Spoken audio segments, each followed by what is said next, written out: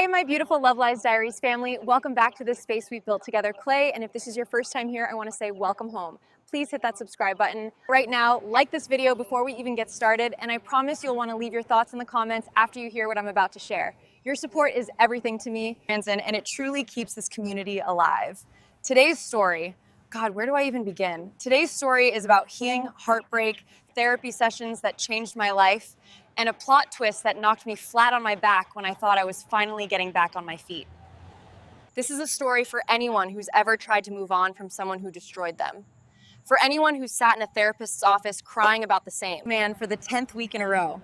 For anyone who thought they had their life figured out, only to have the universe laugh in their face and say, not so fast. My name is Amina. I'm 28 years old. I live in Nairobi, Kenya. And this is the story of how I went to therapy to forgive the man who broke my heart into a million pieces and then found out I was carrying his child. Buckle up, because this ride gets messy. Don't forget to subscribe for more. Let me take you back to where it all started. March 2023, the African Business Summit in Cape Town, South Africa. I remember that morning so clearly. I was nervous as hell. This was my first major business conference. I'd saved for months to attend, convinced that this was going to be my breakthrough moment. I worked for a small tech startup in Nairobi, and I was desperate to make connections, learn from the big players, maybe even find investors for the app idea I'd been developing in my spare time. I wore my best dress, this emerald green wrap dress that made me feel powerful and feminine at the same time. I'd practiced my elevator pitch in the mirror for weeks. I was ready, or so I thought. The conference center was massive, intimidating.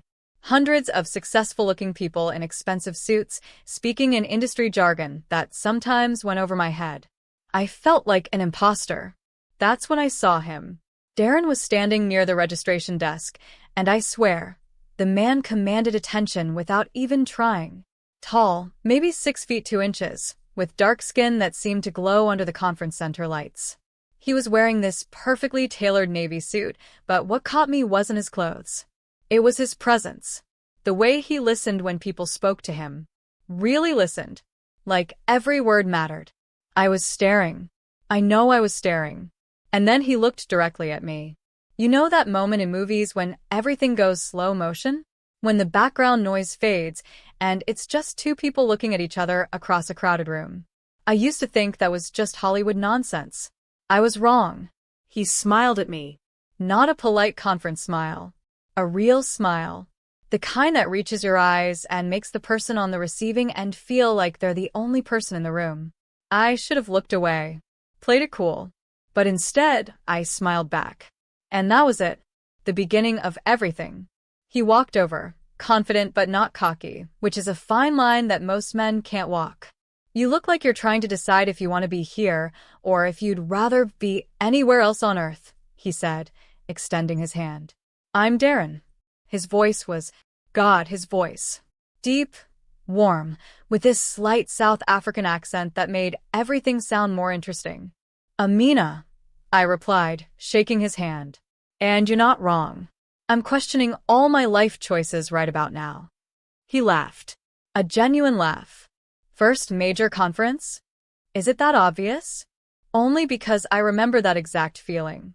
3 years ago, I was standing in this same spot, convinced everyone could tell I didn't belong here.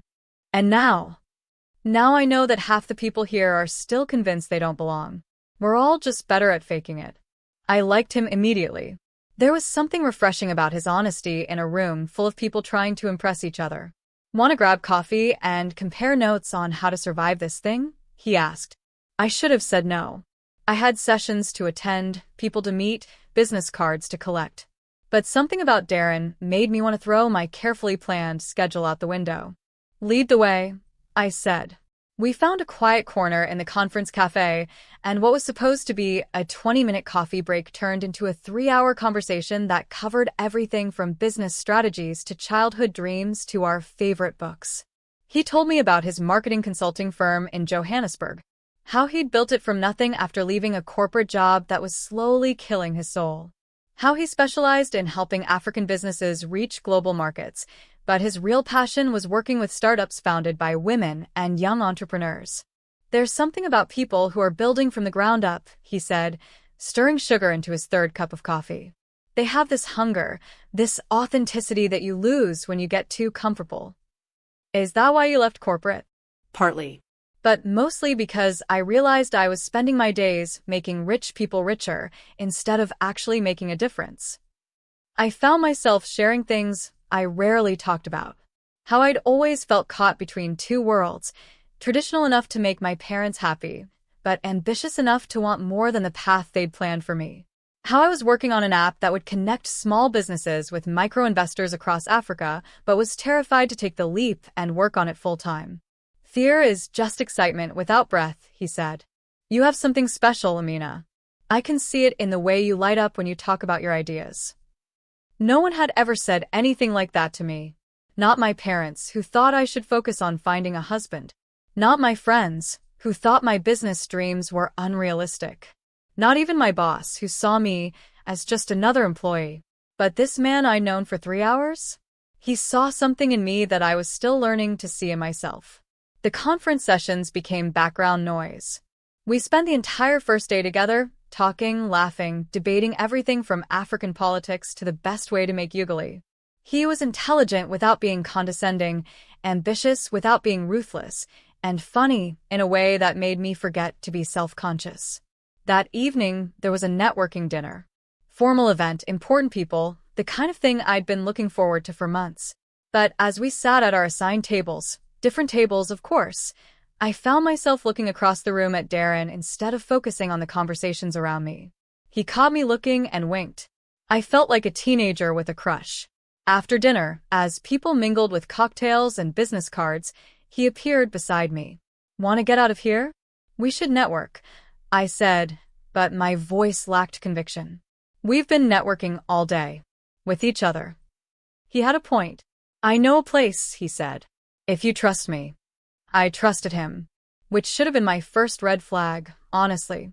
I barely knew this man, but something about him made me feel safe. Seen. Alive in a way I hadn't felt in years. We ended up at a small jazz club in the heart of Cape Town. Live music, dim lighting, the kind of atmosphere that makes everything feel more romantic than it probably should. We found a corner table and ordered wine. Good wine, the kind I usually couldn't afford. Tell me something you've never told anyone, he said, leaning closer so I could hear him over the music. That's a dangerous question. I like danger. I should have known right then. I should have heard the warning in those words. But instead, I felt thrilled by them. I'm terrified that I'm not as smart as everyone thinks I am, I admitted. That one day people will figure out I've been faking it this whole time. Imposter syndrome, he said. It means you're growing. The people who don't feel like imposters are usually the ones who should.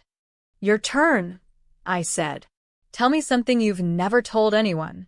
He was quiet for a moment, swirling his wine, considering. I'm terrified of being ordinary, he finally said. Of living a life that doesn't matter. Of getting to the end and realizing I played it safe instead of really going for what I wanted. And what do you want? He looked directly at me when he answered. Connection. Real connection. The kind where you can be completely yourself with someone and they don't run away. The music seemed to get softer. The lighting seemed to get warmer. The space between us seemed to shrink until I could smell his cologne, something woody and masculine that made me want to lean closer. Amina, he said, and my name sounded different in his voice. More important somehow. Yeah, I know this is crazy. We just met. But I feel like I've been looking for you without knowing it. My heart stopped. Actually stopped. That is crazy, I whispered. Good crazy or bad crazy? I looked at this man. This beautiful, intelligent, seemingly perfect man who had appeared in my life like something out of a dream. Every rational part of my brain was screaming warnings. This was too fast, too intense, too good to be true. But my heart was already gone. Good crazy, I said. He reached across the table and took my hand. His fingers were warm, strong, confident. Can I kiss you? I nodded, not trusting my voice. He leaned across the small table, cupped my face with his free hand, and kissed me softly. Gently. Like I was something precious. It was perfect. He was perfect. The moment was perfect. And for a brief, shining moment, I believed in fairy tales again. The next morning came too fast. Last day of the conference, last day in Cape Town, last day of pretending this beautiful bubble we'd created could exist in the real world. I woke up in my hotel room with that giddy, slightly surreal feeling you get after a night that changes everything. Had it really happened? Had I really spent the evening with this incredible man who seemed too good to be true? My phone buzzed. A text from Darren. Good morning, beautiful.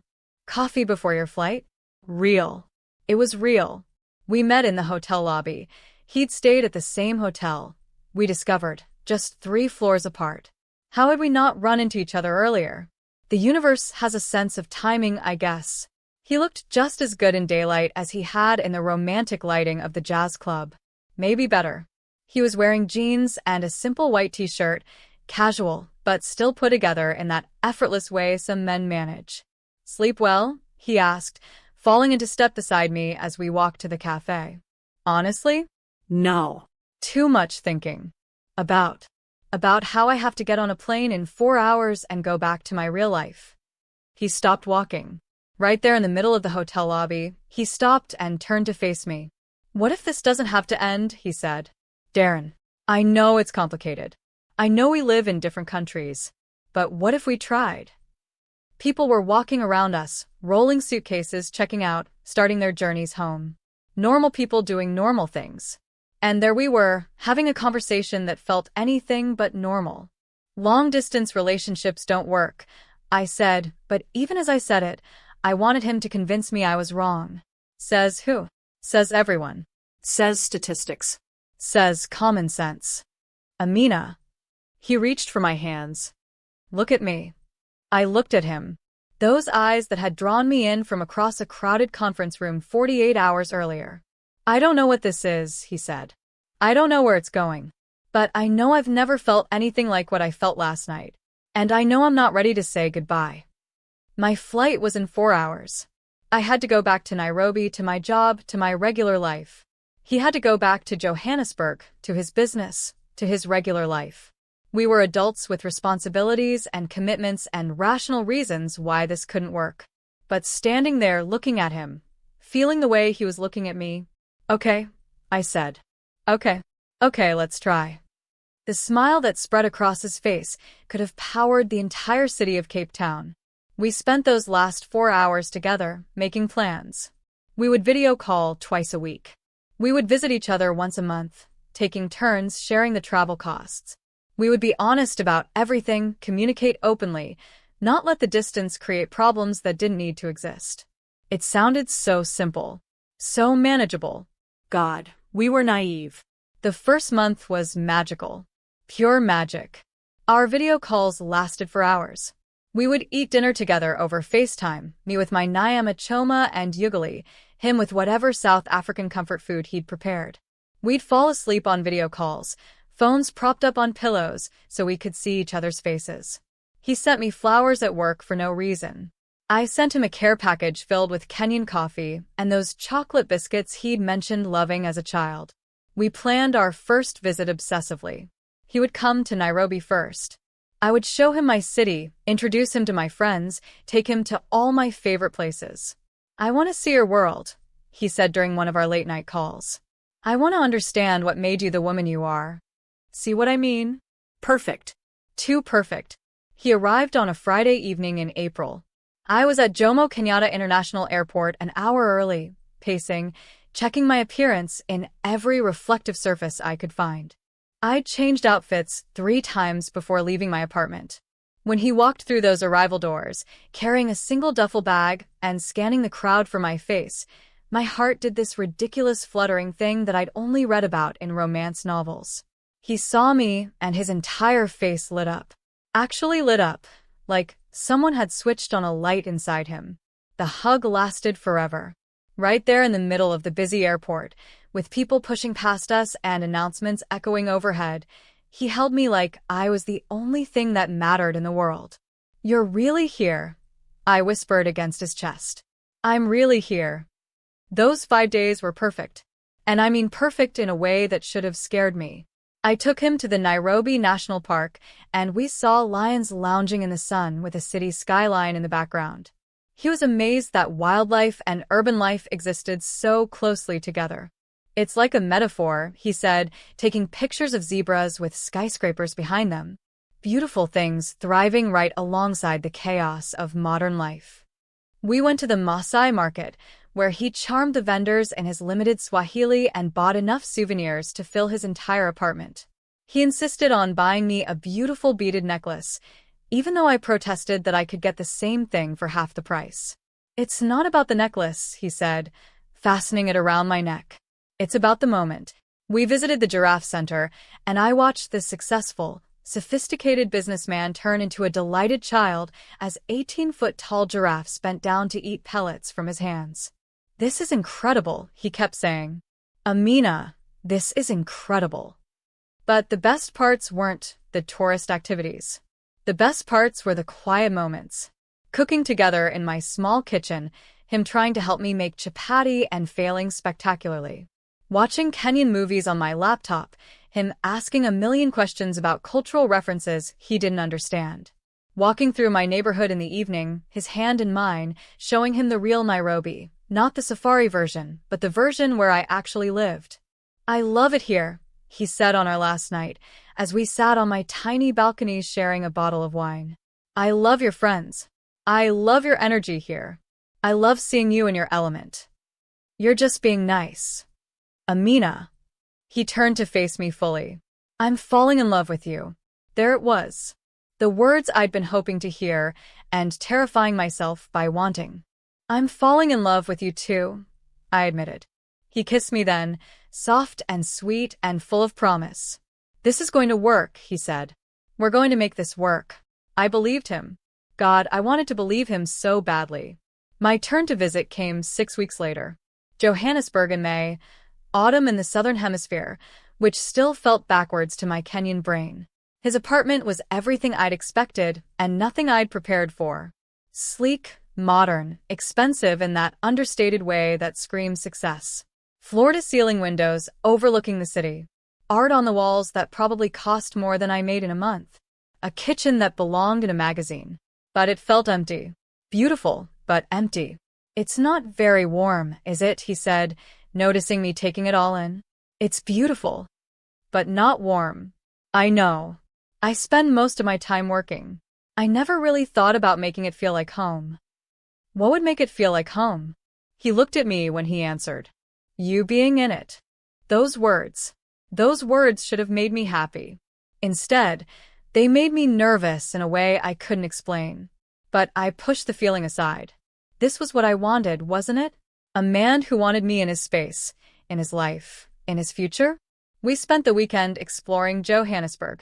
He took me to neighborhoods I never would have found on my own, restaurants that served food I'd never heard of, art galleries showcasing incredible African artists I'd never encountered. This is what I love about this continent, he said as we stood in front of a painting that seemed to capture the essence of African resilience. We have so much talent, so much creativity. We just need better platforms to share it with the world. Is that what your business does? Part of it. I help African businesses think globally, but I also try to help global businesses understand African markets. It's about bridging gaps. I loved listening to him talk about his work.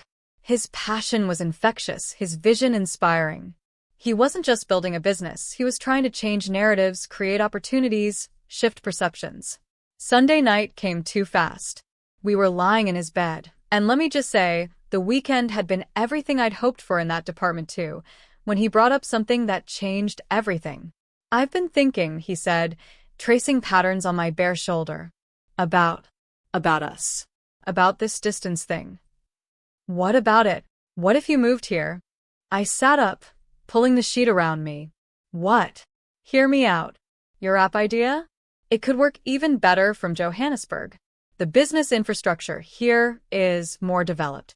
There are more investors, more resources. I could help you make connections.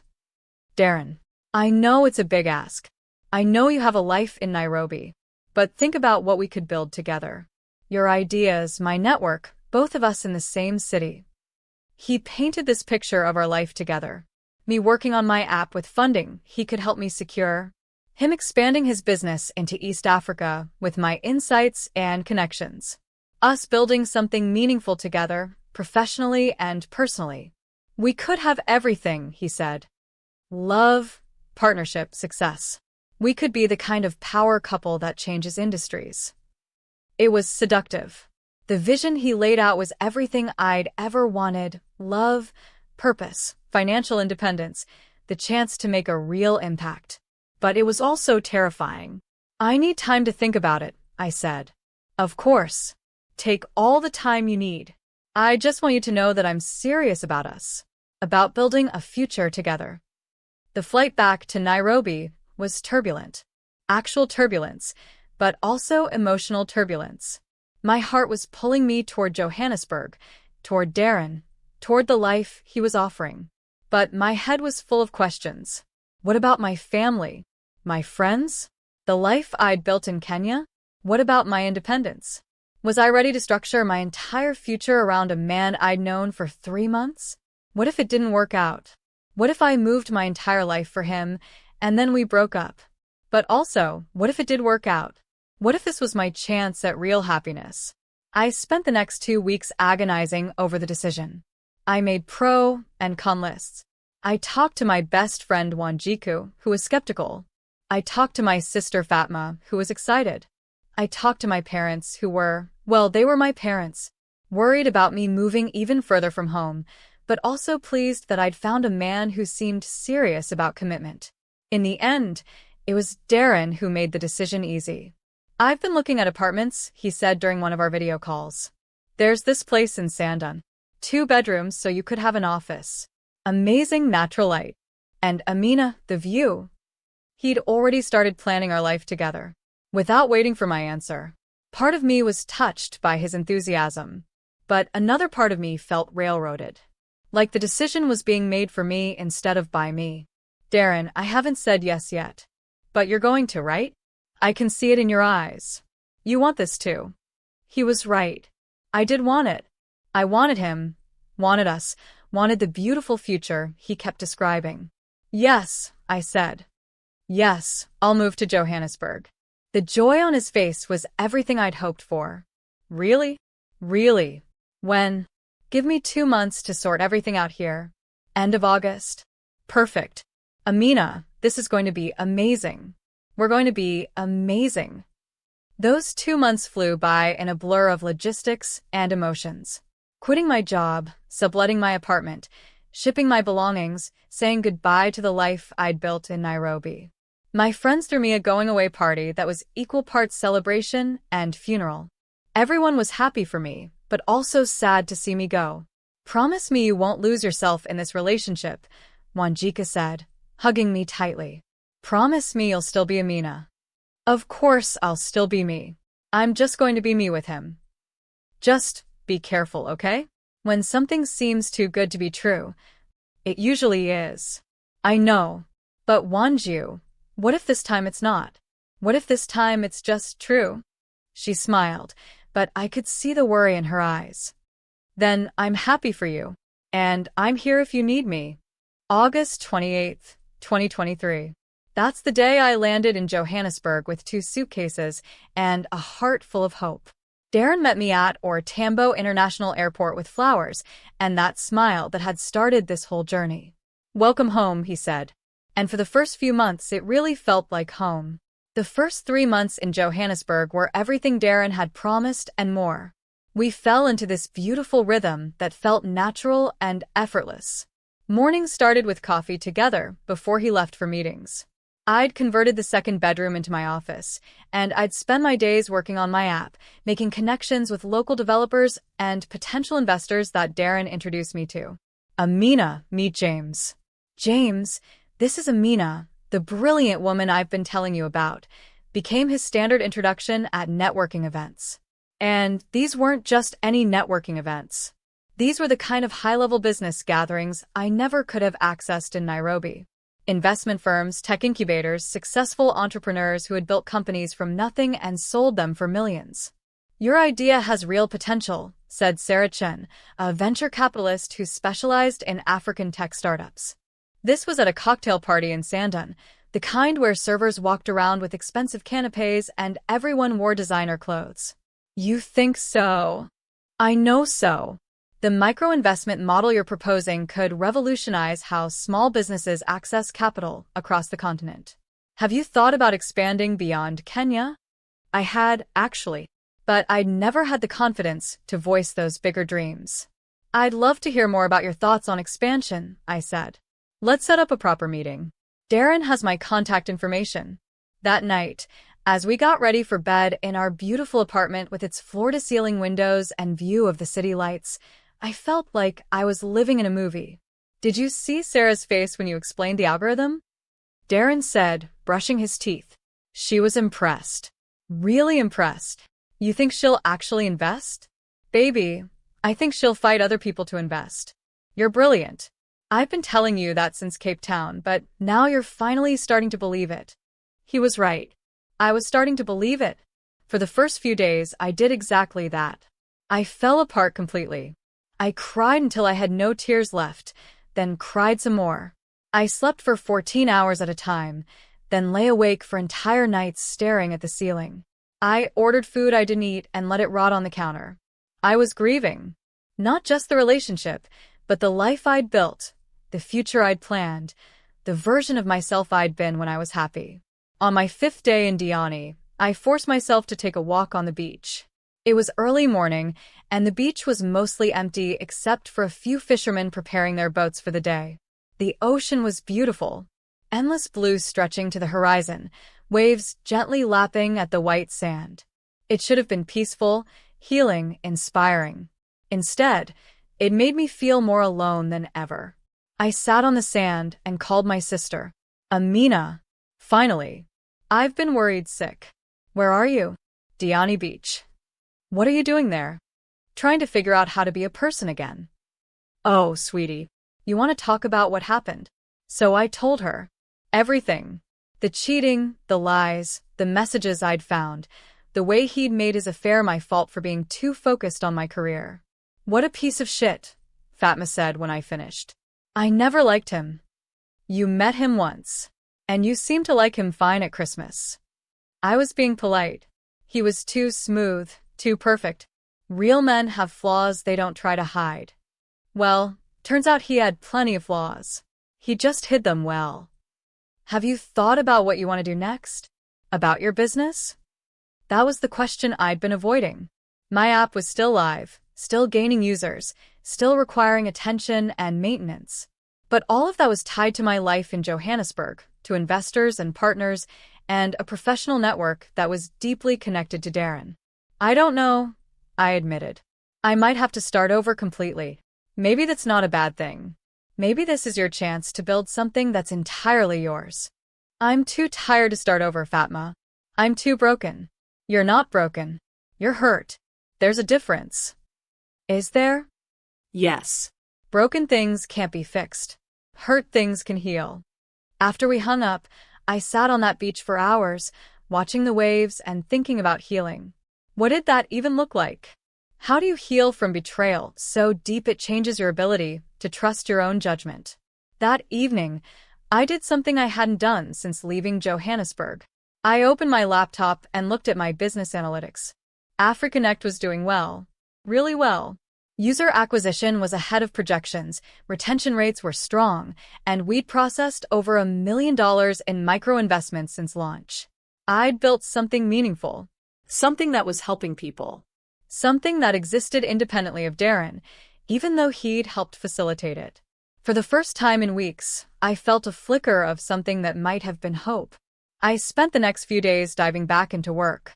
Not the overwhelming, all-consuming way I'd worked in Johannesburg, but in a focused, purposeful way that reminded me why I'd wanted to build this business in the first place.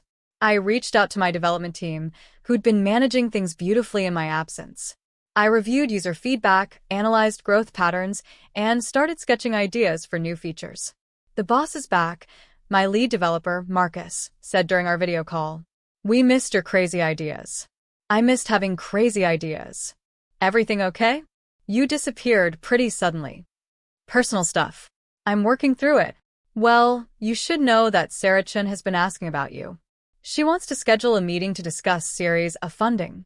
Sarah Chen, the venture capitalist who'd been interested in my business since that first meeting at Darren's networking event. The one who'd seen potential in my idea when I could barely see it myself. Set it up, I said. I'm ready to talk. But even as I said it, I felt a pang of anxiety. Taking funding would mean committing to staying in Johannesburg, to rebuilding my life in a city where I'd experienced such heartbreak. Unless, Marcus, what would it take to relocate the business? To move operations to Nairobi? Depends.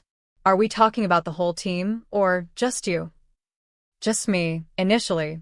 Keep the dev team in Johannesburg, but move the business operations here. Definitely doable. Might actually be smart strategically. Base operations closer to our primary market. The more I thought about it, the more sense it made. I could rebuild my business on my own terms, in my own country, without the constant reminders of Darren and the life we'd shared. 2 weeks later, I was back in Nairobi, not as a refugee from Heartbreak, but as a businesswoman with a plan.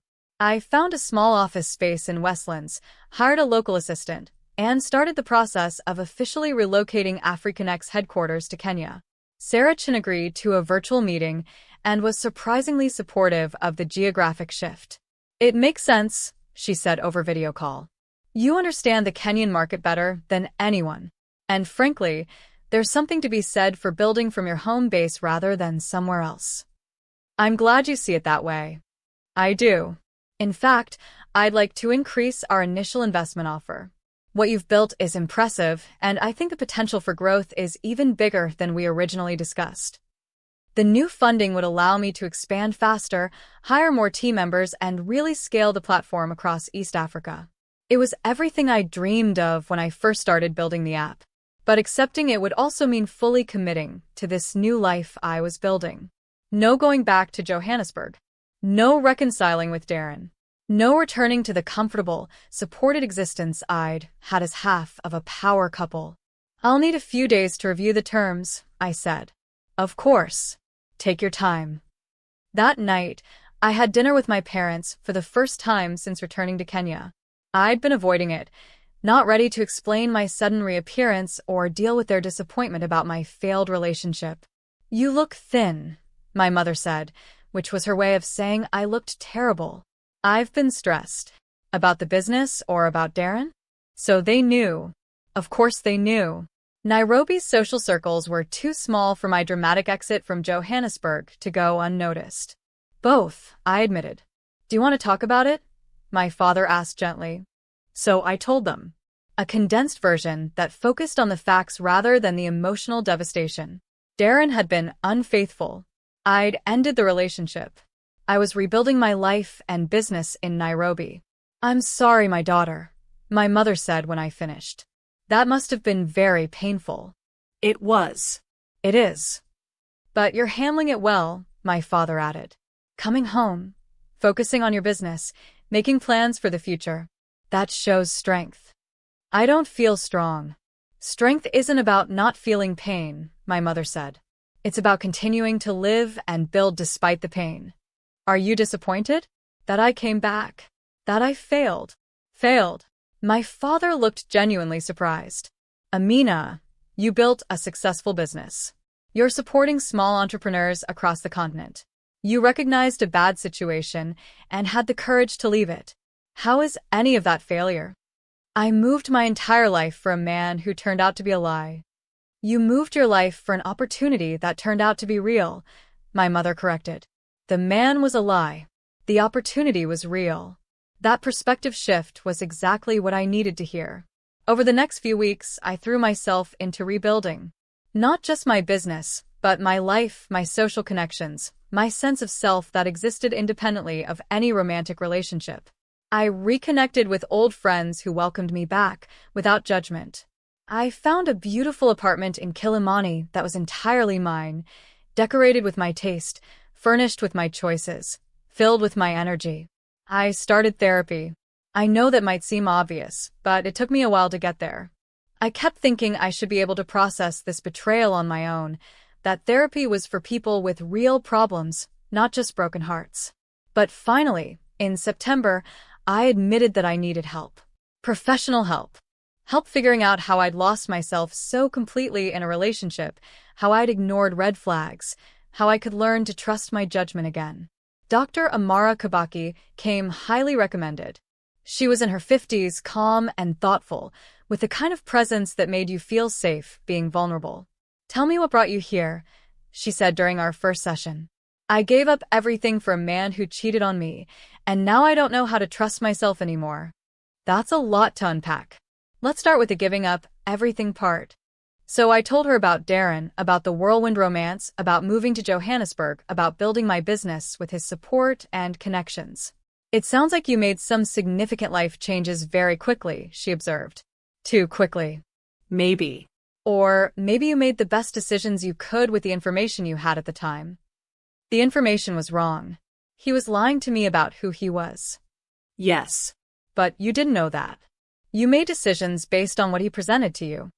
But I should have seen the signs. I should have known. Should have known what, exactly? I thought about it. That he was too good to be true. That no one is that perfect.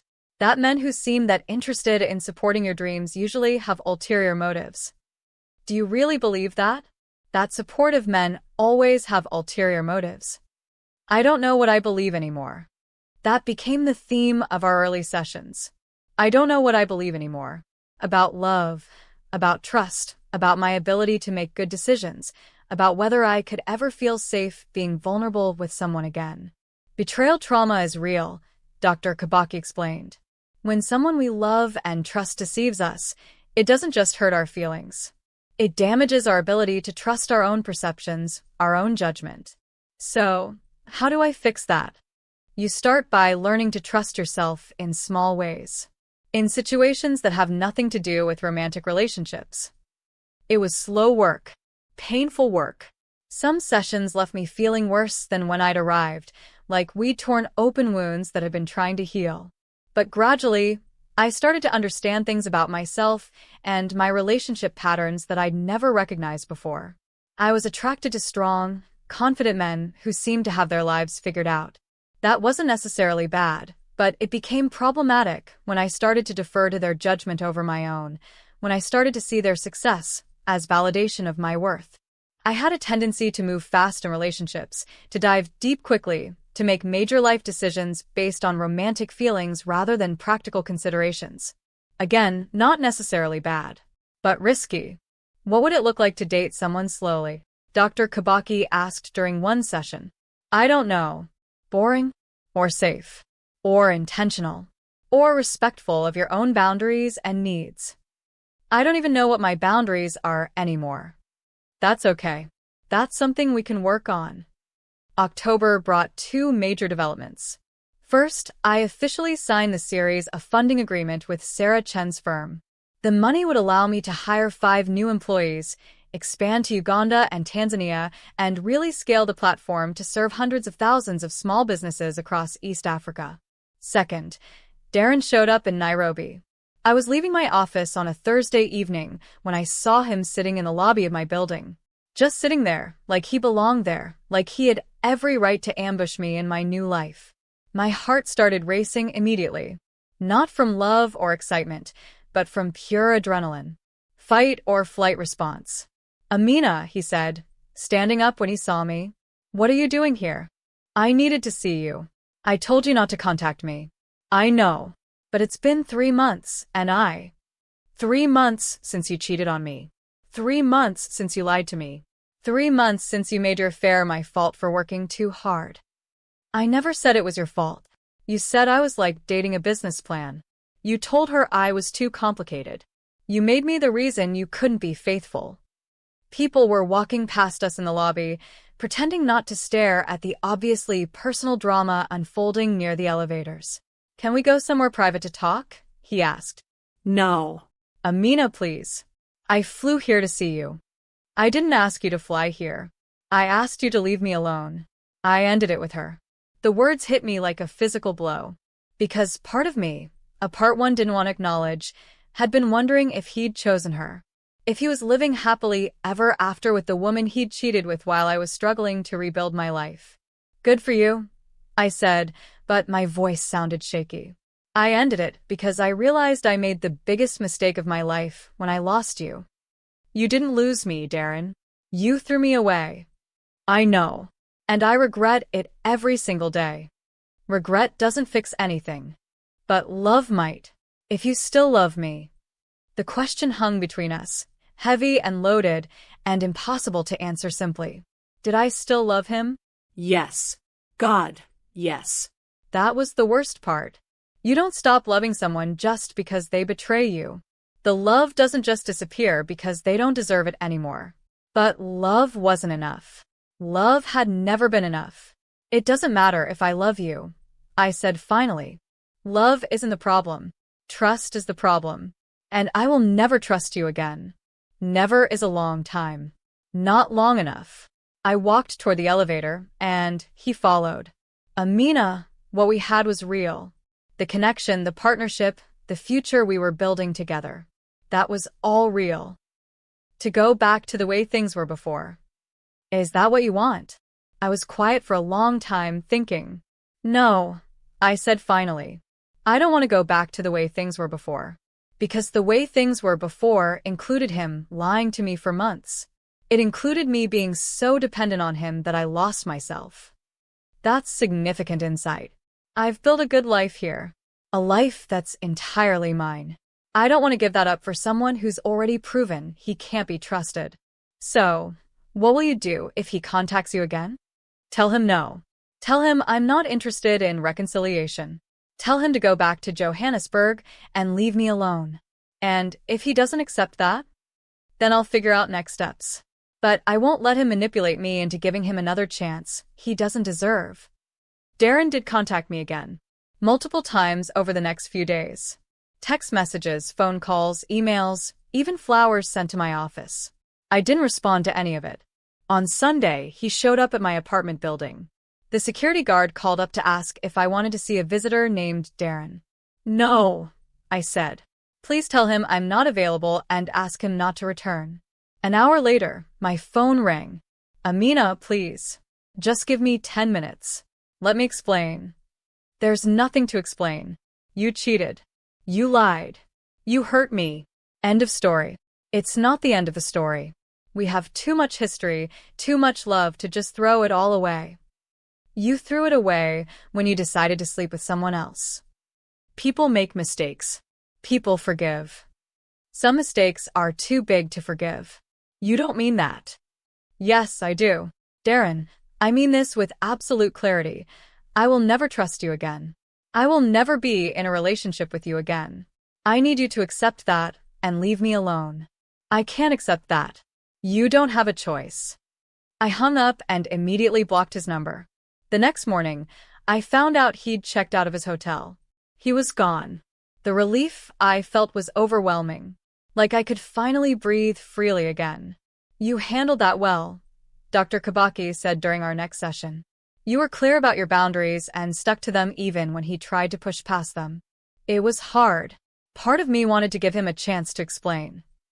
But you didn't. Why? Because explanations don't change what he did. And because I realized I don't want the kind of love that comes with betrayal attached. What kind of love do you want? It was a question I'd been thinking about a lot. I want love that feels safe. Love that doesn't require me to lose myself. Love that grows slowly and is built on honesty and mutual respect. That sounds very different from your relationship with Darren. It is different. Everything about how I approach relationships is going to be different now. November and December flew by in a blur of business growth and personal healing. AfriConnect was thriving, I was making new friends, and for the first time in months, I felt genuinely happy. Not the manic, unsustainable happiness I'd felt in the early days with Darren, but a quieter, more solid contentment. The kind of happiness that comes from building a life you're proud of rather than being rescued by someone else. I was doing well, really well. Which is why what happened in January was so completely devastating. January 15th, 2024. I woke up feeling like absolute garbage. Not emotional garbage. I'd moved past that. Physical garbage. Nauseous, exhausted, like I was coming down with the flu. I'd been working long hours preparing for our expansion into Uganda, and I figured I was just run down. I made myself some ginger tea and forced down some toast before heading to the office. But the nausea got worse throughout the day. By afternoon, I was struggling to keep anything down. "You look terrible," said Grace, my assistant, when I stumbled out of my office looking for more ginger tea. "Thanks for the honesty. Maybe you should go home. Sleep it off." "I have too much to do." "You have too much to do to be sick for a week, because you didn't rest when you should have." She had a point. I went home, took some over-the-counter flu medication, and slept for 12 hours. I woke up feeling better, but still not quite right. The nausea was gone, but I felt off, like my body wasn't entirely my own. The next few days brought more of the same. Intermittent nausea, fatigue that felt different from regular tiredness, and a strange sensitivity to smells that made my favorite coffee suddenly revolting. "Maybe you have food poisoning," Wanjika suggested when I mentioned it during our weekly catch-up call. "For 5 days. Stress can manifest in weird physical ways. You've been working nonstop since the Darren drama." That made sense. I'd been pushing myself hard, trying to prove, to myself and maybe to everyone else, that I was thriving post-breakup. Maybe my body was finally demanding some rest. But then I missed my period. I was irregular sometimes, especially when stressed, so I didn't think much of it at first. But combined with the nausea and fatigue. No. Absolutely not. It wasn't possible. Darren and I had been broken up for 6 months. We hadn't had any contact since his unwelcome visit to Nairobi in October. There was no way I could be pregnant. Except, I sat in my apartment doing math on my phone's calculator. When was my last period?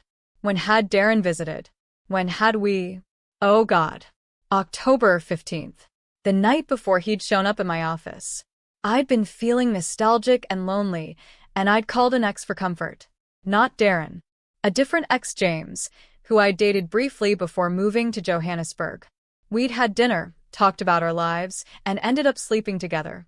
It was meant to be a one-time thing, a moment of connection with someone safe and familiar. But we hadn't used protection.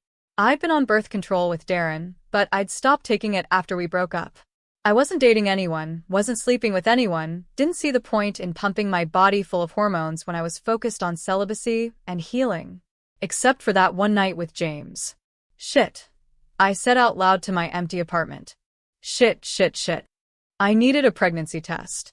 Actually, I needed multiple pregnancy tests because surely the first one would be negative and I'd need several more to confirm that this was all just stress-induced paranoia.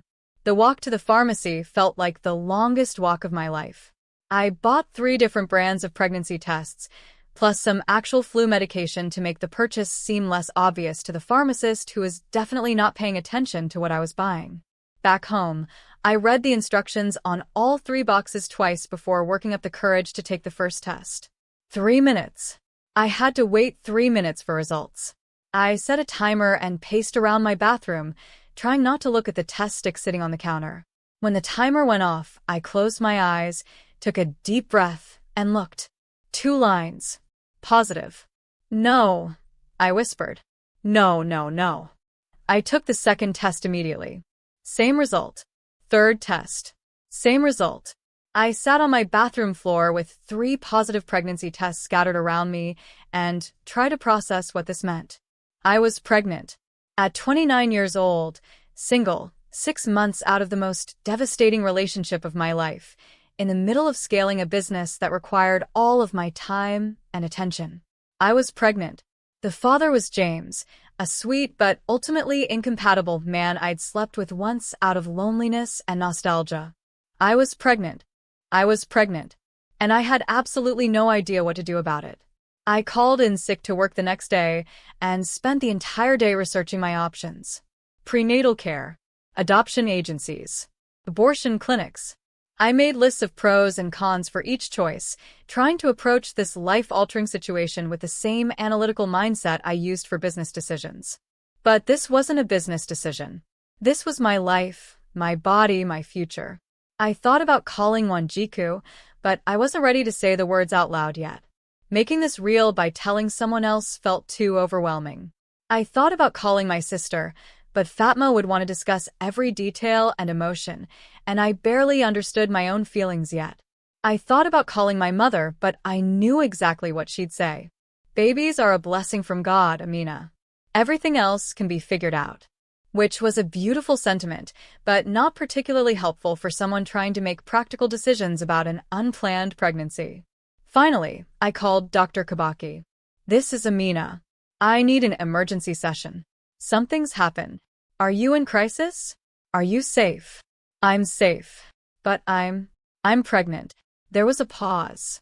Can you come in this afternoon? Yes. Thank you. Sitting in Dr. Kabaki's office a few hours later, I felt like I was outside my body watching someone else's life fall apart. Tell me what's going through your mind, she said. Everything. Nothing. I can't think straight. That's understandable. This is a big development. I don't know how this happened. I mean, I know how it happened, but I don't know how I let it happen. I'm supposed to be smarter than this.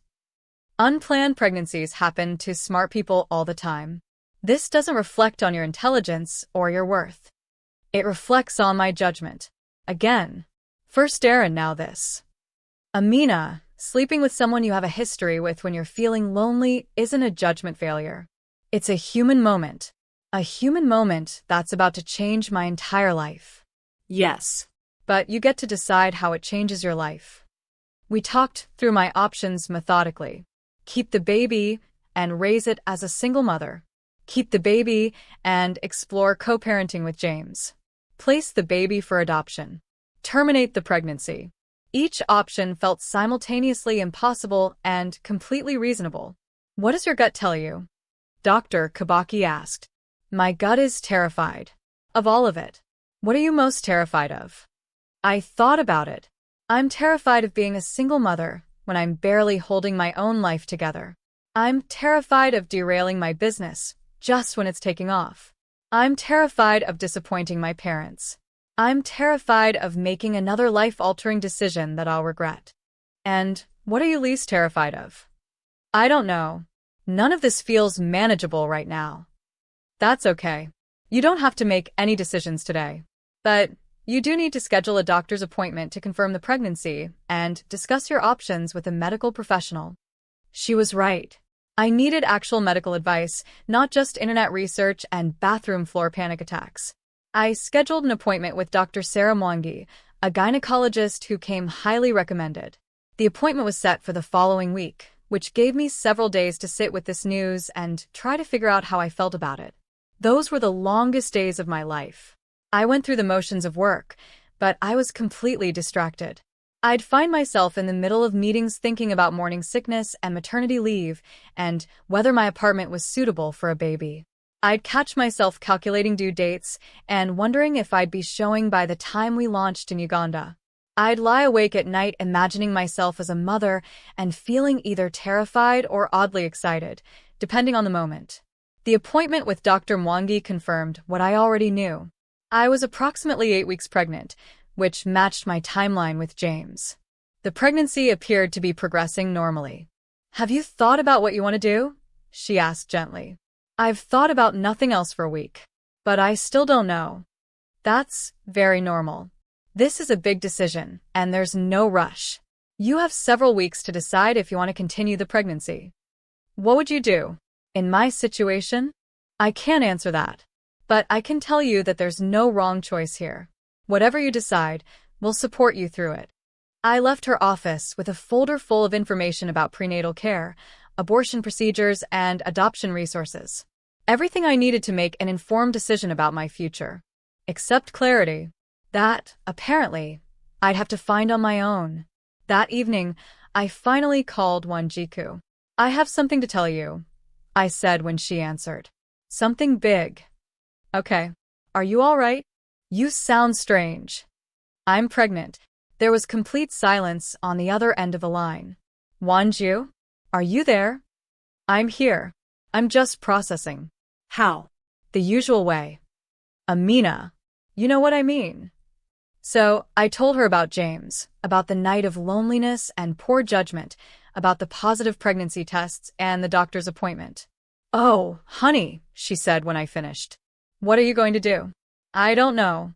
I keep making lists and trying to think through it logically, but this isn't a logical situation." "Have you told James?" Not yet. "I don't even know what I want to do. It seems premature to involve him in the decision-making process." "He's the father, Amina. He has a right to know." "Does he? If I decide to terminate, does he need to know I was pregnant at all?" I don't know. That's a hard question. Everything about this is hard." We talked for 2 hours. She didn't try to tell me what to do, but she listened while I worked through my fears and hopes and the impossibly complex emotions I was feeling. "Whatever you decide," she said before we hung up, "I'll support you. You know that, right?" "I know. Thank you. And Amina, you're stronger than you think. You'll figure this out." But I didn't feel strong. I felt overwhelmed and scared and completely unprepared for a decision this monumental. Over the next few days, I found myself paying attention to babies and pregnant women in ways I never had before. I'd see a mother pushing a stroller and wonder if that could be me. I'd hear a baby crying in a restaurant and feel either a pull of longing or a stab of anxiety. My body was changing too. The nausea was getting worse, coming in waves that left me dizzy and weak. My breasts were tender, my skin was breaking out, and I was exhausted all the time. These were all normal early pregnancy symptoms, according to Dr. Google.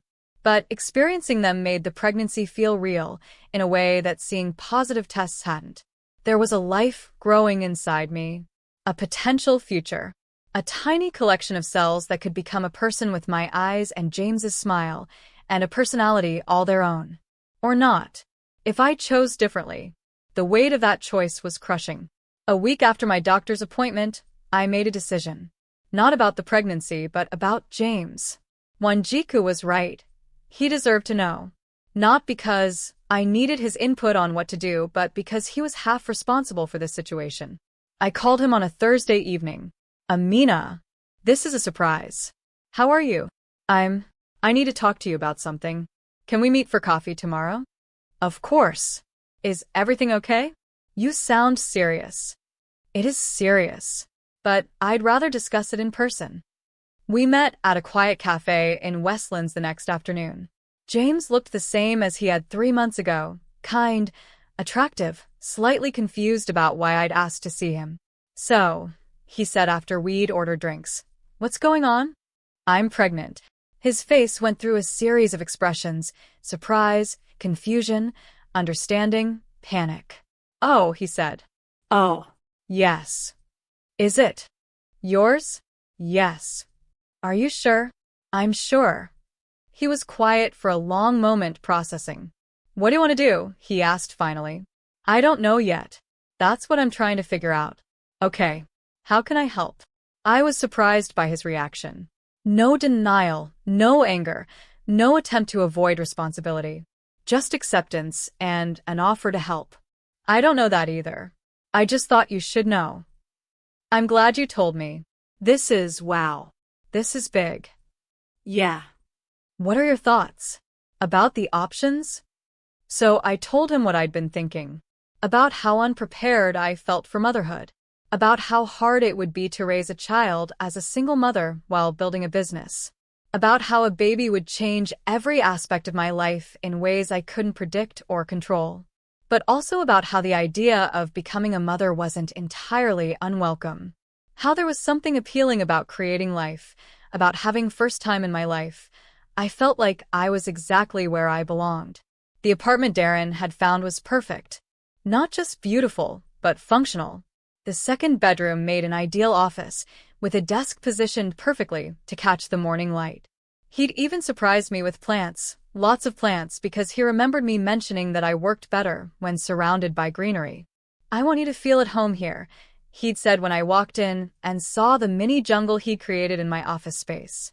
"I want this to feel like ours, not just mine." And it did feel like ours. We cooked dinner together most nights, experimenting with fusion recipes that combined his South African favorites with my Kenyan classics.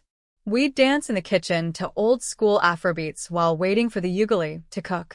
We'd fall asleep watching Netflix series, his arm around me, my head on his chest.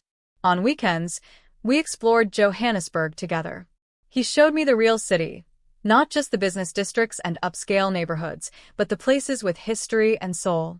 We visited the Apartheid Museum, which left both of us emotionally drained but determined to use our privilege and platforms to create positive change. "This is why I do what I do," he said as we sat in his car afterward, both of us too overwhelmed to drive immediately. "This history, this pain, this resilience. We have a responsibility to build something better." I fell in love with him all over again in that moment. This wasn't just a successful businessman trying to impress his girlfriend. This was a man with genuine depth, genuine purpose. We spent Sundays at the neighbor goods market, sampling artisanal foods and buying fresh flowers for the apartment. He'd hold my hand as we wander between stalls, stopping to talk to vendors, asking questions about their products with genuine interest. "You're good with people," I told him once as we walked away from a spice vendor who'd spent 20 minutes explaining the origins of each blend. "I like people. I like their stories. Everyone has something interesting to teach you, if you know how to listen." This was the Darren I fell in love with. Curious, kind, present. The kind of man who remembered details about people he'd met once. Who tipped generously because he understood the value of service work. Who never made me feel like I was lucky to be with him, but instead made me feel like he was grateful I'd chosen him. By November, my app development was progressing faster than I'd ever dreamed. I had a small team of local developers working with me, funding from 2 different investment groups, and a beta version that was showing promising results in initial testing. "I can't believe this is my life," I told Wanjiku during one of our weekly video calls. "You seem happy," she said, but I could hear the reservation in her voice. "I am happy. Wanju, I'm happier than I've ever been." And Darren? "Still perfect. Nobody's perfect, but he's perfect for me." "What about your friends there? Have you been making connections outside of his network?" It was a fair question. Most of my social life in Johannesburg did revolve around Darren's friends and business associates. But that made sense, right? I was new to the city, busy with work, and his friends were interesting, successful people who welcomed me warmly. "I'm meeting people through work too," I said. "And honestly, his friends have become my friends. It's not like he's keeping me isolated or anything." I didn't say he was. "I just want to make sure you're building your own life there, not just fitting into his." "I am building my own life. My business, my connections, my dreams. He's just supporting all of it." "Okay. I trust your judgment. Just remember what I said about staying yourself." I laughed. "Wanju, I'm more myself than I've ever been. That's what good relationships do, right? They help you become the best version of yourself." But even as I said it, I felt a tiny flutter of something that might have been doubt. Not about Darren, exactly. More about the pace of everything. How quickly I'd restructured my entire life around this relationship. I pushed the thought away. This was what I wanted. This was what happiness looked like. December brought the holiday season, and with it, our first major test as a couple living together. Both of our families expected us to come home for the holidays. "My mom is dying to meet you," Darren said one evening as we discussed travel plans. "She keeps asking when I'm bringing you to Cape Town. And my parents keep asking when you're coming to Nairobi. What if we split the holidays? A Christmas with your family, New Year's with mine?" It seemed like a reasonable compromise. We booked tickets to Nairobi for December 23rd, planning to stay until the 28th, then fly to Cape Town for New Year's. Introducing Darren to my family was interesting. My parents liked him immediately, which was both a relief and slightly suspicious. My father, who was usually skeptical of any man I dated, was charmed by Darren's respectful manner and his genuine interest in Kenyan culture and politics. "He asks good questions," my father said to me privately. "Intelligent questions. Not like that boy you brought home 2 years ago, who only wanted to talk about football." My mother was impressed by his manners, the way he helped clear dishes without being asked, the way he complimented her cooking and asked for recipes. He loves you, she said to me as we prepared tea one afternoon while the men watched news and debated politics in the living room. I can see it in the way he looks at you. I love him too, Mama. Good. Love is important. But Amina? Yes. Don't lose yourself in loving him. A woman who disappears into her man's shadow is no good to anyone. Even my mother was giving me the same warning Wanjiko had given me. What was it that people were seeing that I wasn't? I'm not disappearing, Mama. I'm building a business in Johannesburg. I'm more independent than I've ever been. Independence isn't just about money, my daughter. It's about keeping your own thoughts, your own dreams, your own voice. I have my own voice. Good. Make sure you keep using it. Christmas dinner was beautiful. Darren fit in seamlessly with my extended family, playing with my young cousins, helping my aunts in the kitchen, listening respectfully as my grandfather told stories about Kenya's independence struggle. Your family is incredible, he said that night as we lay in my childhood bedroom. So warm, so connected. It makes me understand why you're the way you are. What way? Generous. Caring. You put people first. Is that bad? No. It's one of the things I love most about you. I just want to make sure the world doesn't take advantage of that generosity. It was sweet. Protective. The kind of thing a loving boyfriend should say. So why did it make me feel slightly uncomfortable? Cape Town for New Year's was a completely different experience. Darren's family was lovely, but they were formal. Polite.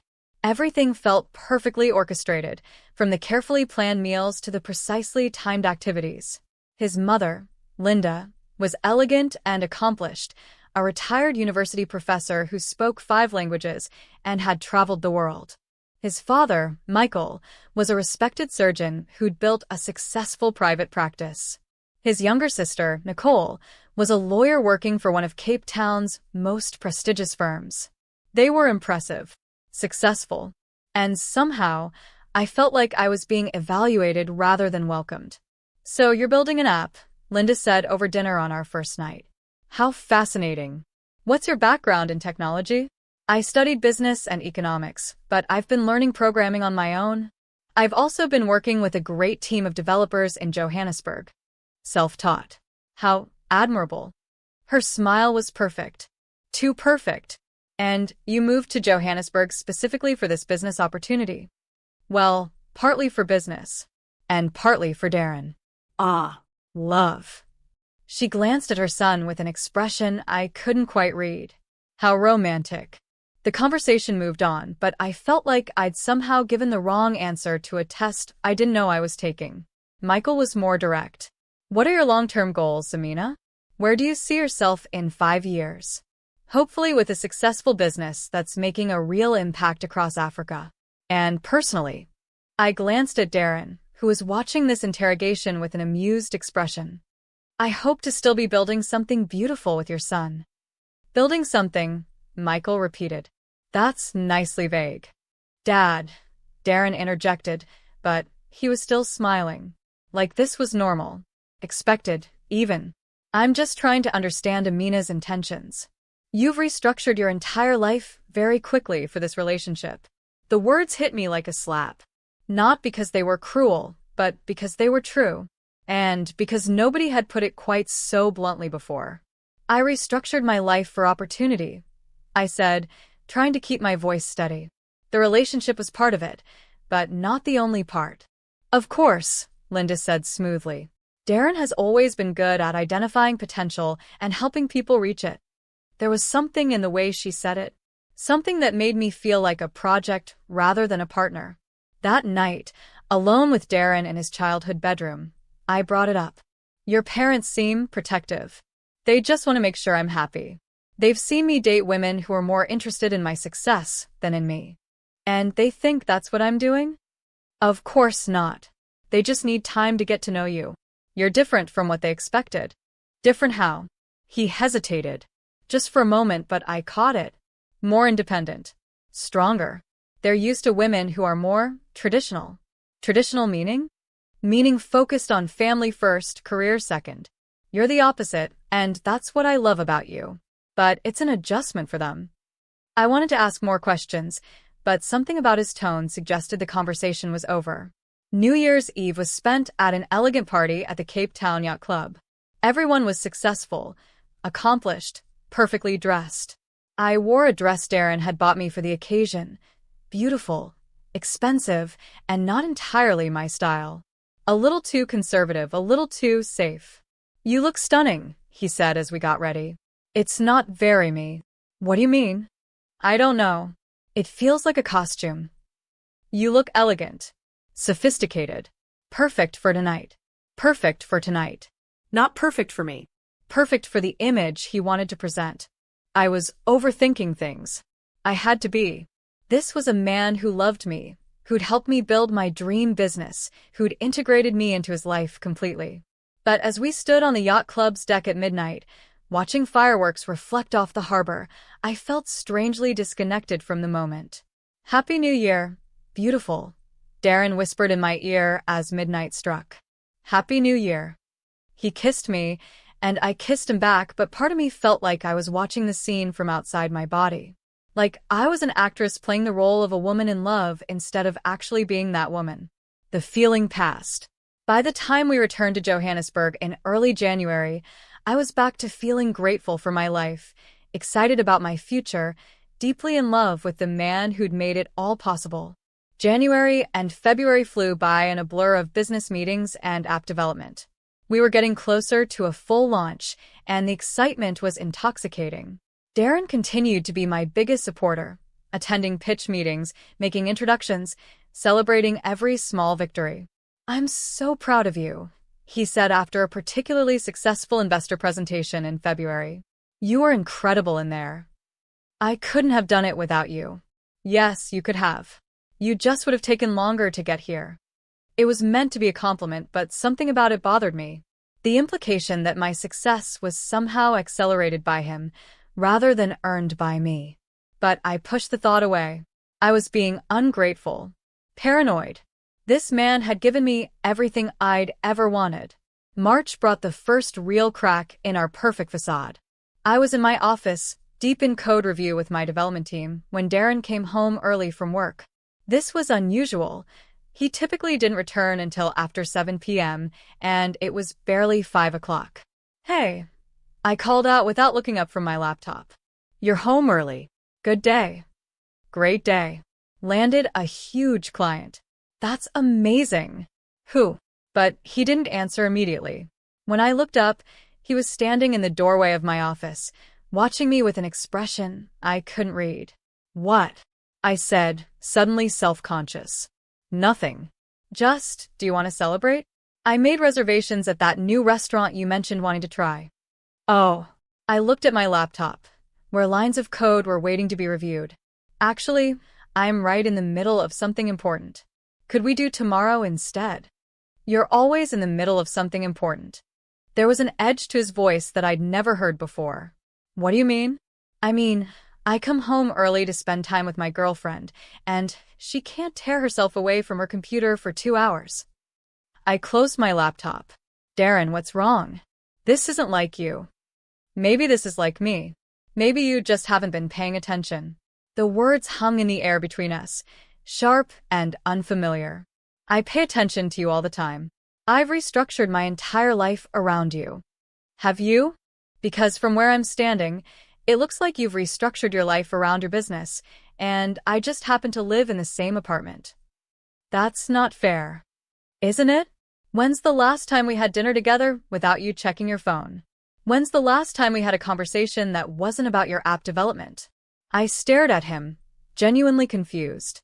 "I thought you wanted me to be passionate about my work. I thought you were proud of my dedication." "I am proud. But I also want to feel like I have a girlfriend, not a roommate who occasionally sleeps in my bed." The accusation felt like a punch to the stomach. We spend time together all the time. We live together. That's not the same thing as spending quality time together. He wasn't entirely wrong. My business had been consuming more and more of my attention as we got closer to launch. But that was temporary, and I'd assumed he understood that. "Darren, we're 3 months away from launch. Once the app goes live, things will calm down. I'll have more time." And then what? You'll start working on version 2.0? You'll begin expanding to other markets? Amina, there's always going to be something. So, what are you saying? That I should care less about my career. I'm saying that relationships require investment too. And lately, I feel like I'm the only one investing.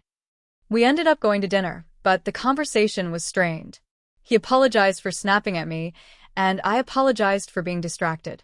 We talked about finding better balance, about scheduling regular date nights, about making sure work didn't consume our relationship. It seemed resolved, but something had shifted. A tiny crack had appeared in the foundation of our perfect life together. Over the next few weeks, I noticed things I hadn't noticed before. The way Darren would sigh when I answered work calls during dinner. The way he'd make passive-aggressive comments about my busy schedule when I had to cancel plans for business meetings. The way he'd grown quieter during our morning coffee routine. Is everything okay? I asked one morning in late March. Everything's fine. You seem distant. I'm not distant. I'm right here. But he wasn't right there. Not really. He was physically present but emotionally somewhere else. I tried to compensate by being more attentive. I put my phone in a drawer during dinner. I scheduled date nights and stuck to them religiously. I made an effort to ask about his work, his thoughts, his feelings. But it felt forced. Like I was performing the role of a good girlfriend rather than just being one naturally. April brought another fight. Bigger this time.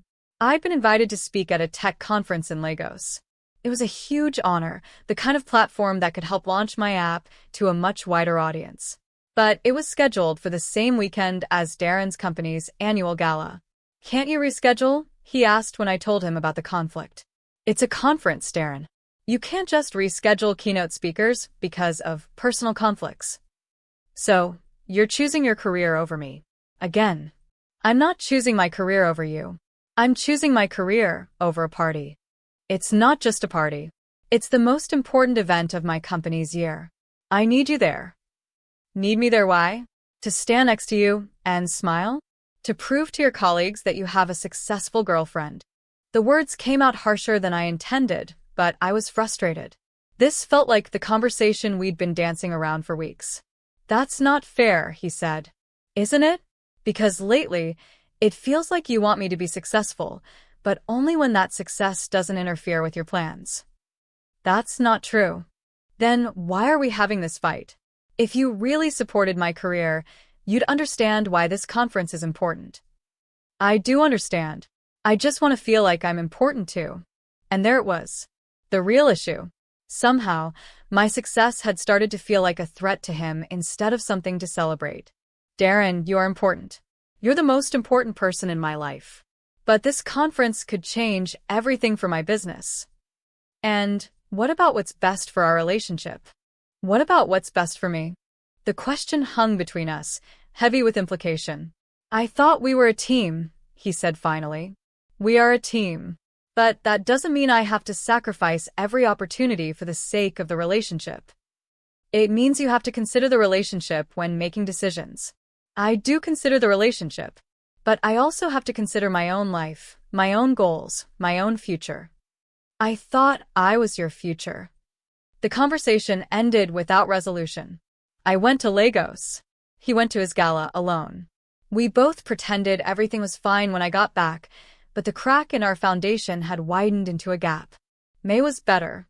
We both made an effort to reconnect, to remember why we'd fallen in love, to rebuild the intimacy that had been strained by work and expectations and the daily realities of living together. I love you, he said one evening as we cooked dinner together. I'm sorry I've been difficult lately. I love you too. And I'm sorry I've been so focused on work. We'll figure it out. All couples go through adjustments. Yeah. We will. But even as we said the words, I wondered if we really would. Or if we were just delaying the inevitable recognition that we wanted different things from this relationship. June brought my app launch. After months of development, testing, and refinement, AfriConnect went live across Kenya, with plans to expand to other East African countries within the year. The launch party was everything I dreamed of. Investors, potential users, tech journalists, and business leaders all gathered to celebrate what we'd built. Darren was there, of course, proud and supportive and charming in his interactions with everyone. "You did it," he said, pulling me aside during the party. "You actually did it." "We did it," I corrected. "I couldn't have gotten here without your support. This is all you, Amina. Your vision, your work, your success." For a moment, it felt like we were back to being the team we'd started as, partners celebrating a shared victory. But later that night, as we lay in bed rehashing every detail of the evening, he said something that stuck with me. "So, what's next? Now that the app is launched, what's the next project?" "Well, we'll focus on user acquisition for the first few months. Then expansion to Tanzania and Uganda. After that, maybe looking at West African markets. That's going to require a lot of travel. Probably some." Why? "Just wondering how that's going to work. With us." "What do you mean?" "I mean, are you going to be traveling constantly for business? Living out of hotels? Never home?" "Darren, I don't know yet. We literally just launched tonight. I'm just saying, at some point you might have to choose between growing the business and growing our relationship." There it was again. The implication that my success and our relationship were somehow in competition with each other. "Why does it have to be a choice?" I asked. "Why can't I have both?" "Because relationships take time and attention. Because I want to build a life with you, not just live parallel lives in the same apartment." "What kind of life?" He was quiet for a long moment. "I want us to get married," he said finally. "I want us to buy a house together. I want us to start a family." My heart stopped. Not in the good way it had stopped that night at the jazz club in Cape Town. In the scared, overwhelmed way that happens when someone drops a bomb on your life. "Married," I repeated. "Is that so crazy? We've been together over a year. We live together. We're building lives together." "Darren, I didn't know you were thinking about marriage. What did you think this was? A temporary arrangement?" "No, I thought we were taking things as they came, seeing how things developed." "Well, I know how I want things to develop." He rolled over to face me fully, propping himself up on his elbow. "Amina, I love you. I want to marry you. I want to build a life with you. A real life, not just two successful people sharing an apartment. This is a real life." "Is it?" Because sometimes I feel like we're both so focused on our individual futures that we've forgotten to plan a future together. The conversation went in circles for hours. He wanted marriage, stability, shared goals. I wasn't sure what I wanted. I loved him. I wanted to be with him. But marriage felt so final, so committed, so limiting in ways I couldn't articulate. "I need time to think," I said finally. "How much time?" "I don't know. This is a big decision." "It shouldn't be a big decision. If you love someone and want to be with them, marriage is the natural next step." Says who? Says everyone. Says society. Says the fact that we're adults in a committed relationship. "Darren, I'm 28 years old. My business just launched. I'm not ready to think about marriage and babies and houses with picket fences. I'm not asking you to think about it tomorrow. I'm asking you to think about it as a future goal. What if my future goals are different from yours?" The question seemed to surprise him. "What do you mean?" "What if I want to focus on growing my business for the next few years? What if I want to travel, expand internationally, build something really significant before I settle down?" "You can do all of that as my wife." "Can I?" "Because lately, it feels like you want me to be successful, but only within limits that don't threaten our relationship dynamic." "That's not true. Isn't it? You get upset when I work late. You get upset when I travel for business. You want me to prioritize date nights over networking events. How is that going to get better when we're married?" Marriage is about compromise, about putting the relationship first. What if I'm not ready to put the relationship first? The words came out before I could stop them. Harsh, honest, relationship-ending words. Darren went very still beside me. "What are you saying?" I'm saying I don't know what I'm saying. I'm saying I'm confused and overwhelmed, and I need time to figure out what I actually want. And what if what you want doesn't include me? I couldn't answer that question. Because the truth was, I didn't know. We spent the rest of June in a strange limbo. Not fighting, but not connecting either. Going through the motions of our relationship while both of us wondered if we were heading toward the same future. July brought clarity, but not the kind I was hoping for. It started with small things. His phone constantly buzzing with notifications that he'd quickly dismiss. Working late more often than usual. Being vague about his plans when I asked. Busy day.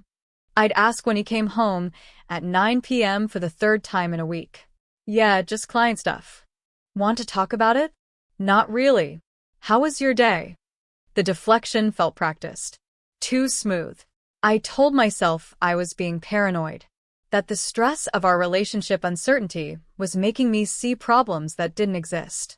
That successful businessmen work irregular hours and don't always want to rehash their days. But then came the night that changed everything. July 15th.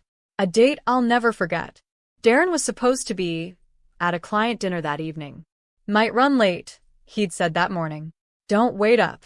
I was in my office, working on user acquisition strategies, when I realized I'd left my laptop charger in the bedroom. I went to get it and saw Darren's laptop open on the bed. I wasn't snooping. I swear I wasn't snooping. But there was a notification on the screen. A message preview from someone named Cassie. I miss your hands. My stomach dropped to the floor. I stared at the screen for a long moment, hoping I'd misread, hoping it was a business contact with an unfortunately worded message about something completely innocent. But deep down, I knew. My hands were shaking as I clicked on the message thread. What I found there destroyed me. Months of messages. Flirty, intimate, explicit messages between Darren and this woman named Cassie. The messages that went back to April. To the time when we'd been fighting about my work schedule and his feeling neglected. Can't wait to see you again. Last night was incredible. I think about you all the time. He still doesn't suspect anything. He still doesn't suspect anything. I scrolled up, reading message after message, watching my relationship dissolve in front of my eyes. The messages weren't just sexual. They were emotional, intimate. The kind of messages you send to someone you're falling in love with. I wish things were different, Darren had written. I wish I could be with you openly. Maybe someday, Cassie had replied. When you figure out what you really want. I know what I want. I want you. What about Amina? Amina is complicated. She's so focused on her career. Sometimes I feel like I'm dating her business plan instead of her. She doesn't deserve you. Maybe. Or maybe I don't deserve her. Maybe I'm not the man she needs me to be. You're the man I need you to be. I slammed the laptop shut and ran to the bathroom, where I threw up everything I'd eaten that day. When I was done being sick, I sat on the bathroom floor and cried. Deep, ugly, soul-crushing sobs that came from a place I didn't know existed. How long had this been going on? How many lies had he told me? How many times had he kissed me after being with her? How many times had we made love while he was thinking about another woman? I thought about all the signs I'd missed or ignored. The distance, the irritability, the way he'd been picking fights about my work schedule. Had he been looking for excuses to justify his affair? But the worst part wasn't the betrayal itself. The worst part was reading his explanation to her about why he was cheating. I was too focused on my career. I was like dating a business plan. I was complicated. He'd made his infidelity my fault. I don't know how long I sat on that bathroom floor. Long enough for my legs to go numb. Long enough for the sun to set. Long enough for Darren to come home from his client dinner. Amina, he called from the living room. You here? I couldn't answer. I literally couldn't make my voice work. Amina? I heard his footsteps coming toward the bedroom. Toward the bathroom where I was falling apart on the cold tile floor. Baby? You okay?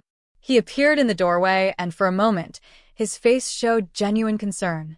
Like he actually cared about my well-being. Like he wasn't the reason I was breaking apart. What's wrong? He asked, coming toward me. Don't. I managed to say. Don't touch me. He stopped. And something in his expression changed. Like he suddenly understood. Amina? How long? I asked. How long what? Don't. Don't make me say it. Don't make this any worse than it already is. He stood there in the bathroom doorway, looking at me sitting on the floor with my tear-stained face and broken heart, and I watched the exact moment he decided whether to keep lying or come clean.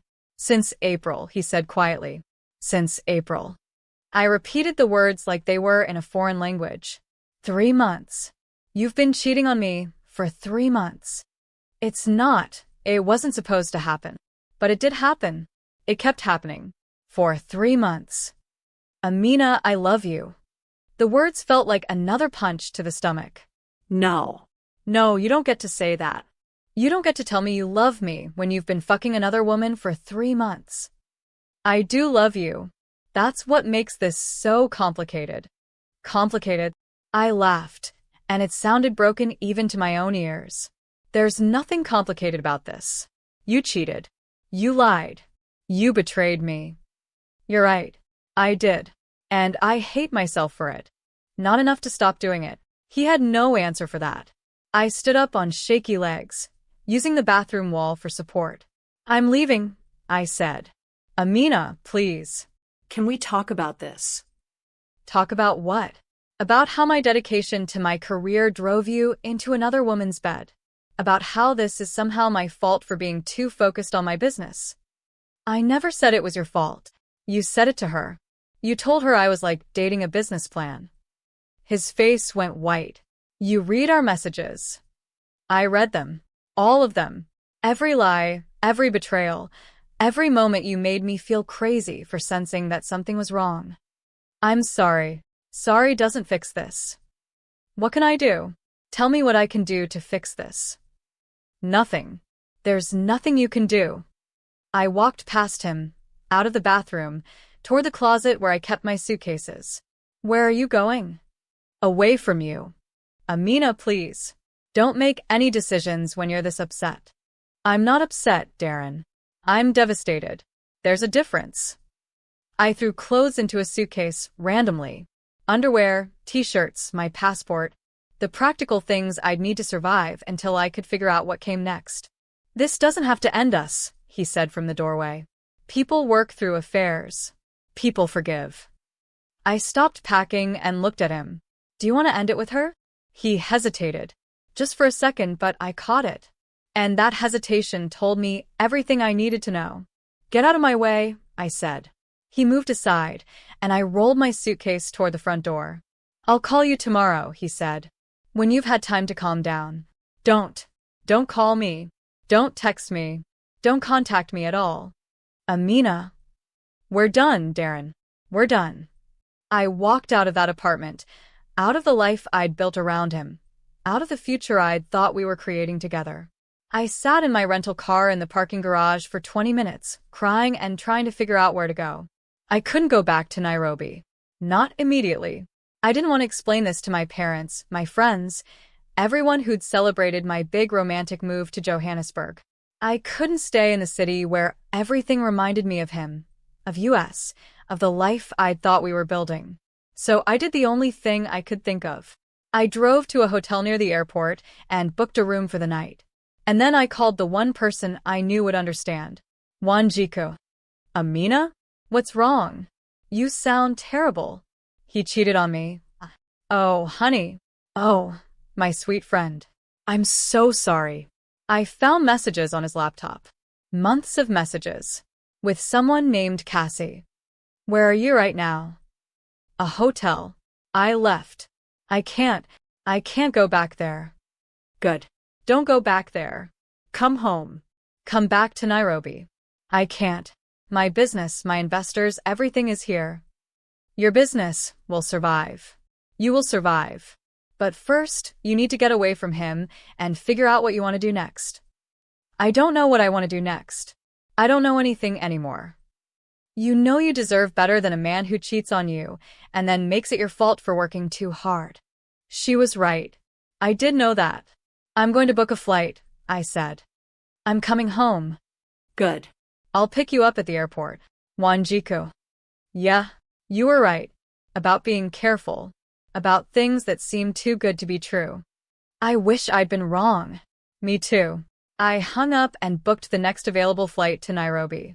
It was leaving in 6 hours. As I sat in that sterile hotel room, surrounded by my hastily packed belongings, I tried to process what had just happened to my life.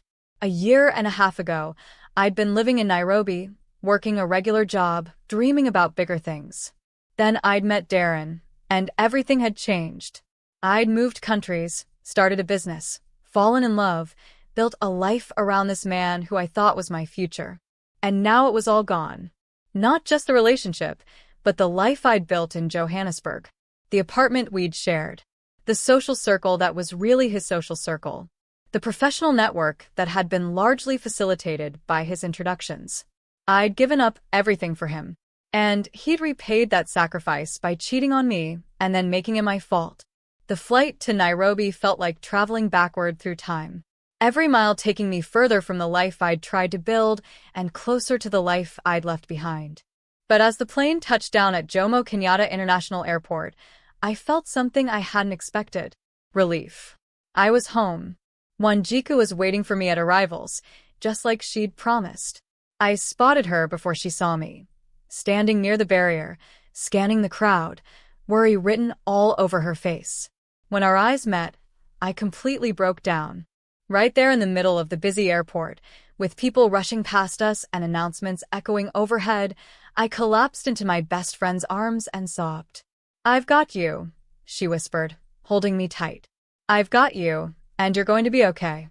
But I didn't feel like I was going to be okay. I felt like I'd been shattered into a million pieces and had no idea how to put myself back together. The drive to her apartment was quiet. She'd prepared her spare room for me, stocked the fridge with comfort food, and cleared her schedule for the next few days. "You don't have to take care of me," I said as she handed me a cup of tea and sat beside me on her couch. "Yes, I do. That's what friends are for." "I'm a mess." "You're heartbroken. There's a difference." I gave up everything for him, Wanju. Everything.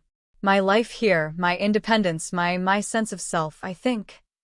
And now you're getting it back. Am I?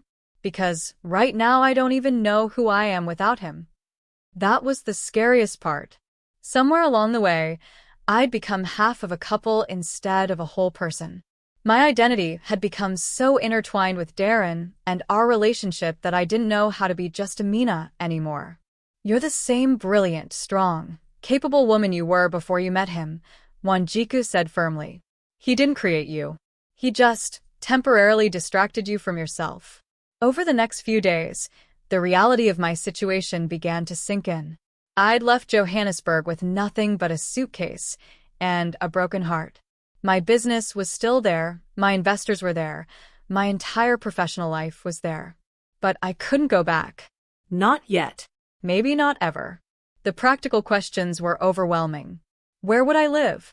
How would I rebuild my career? What would I tell people about why I'd come back? But the emotional questions were worse.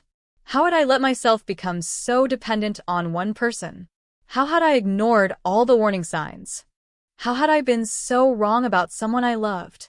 "Stop torturing yourself," Wanjika said on my third day back, finding me staring at my laptop screen without actually reading anything.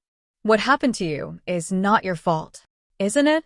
I moved my entire life for a man I barely knew. I ignored red flags. I made myself financially and emotionally dependent on someone else. You fell in love and made decisions based on that love. That's not a character flaw. Maybe it is. Maybe I'm just naive and stupid and—" "Stop."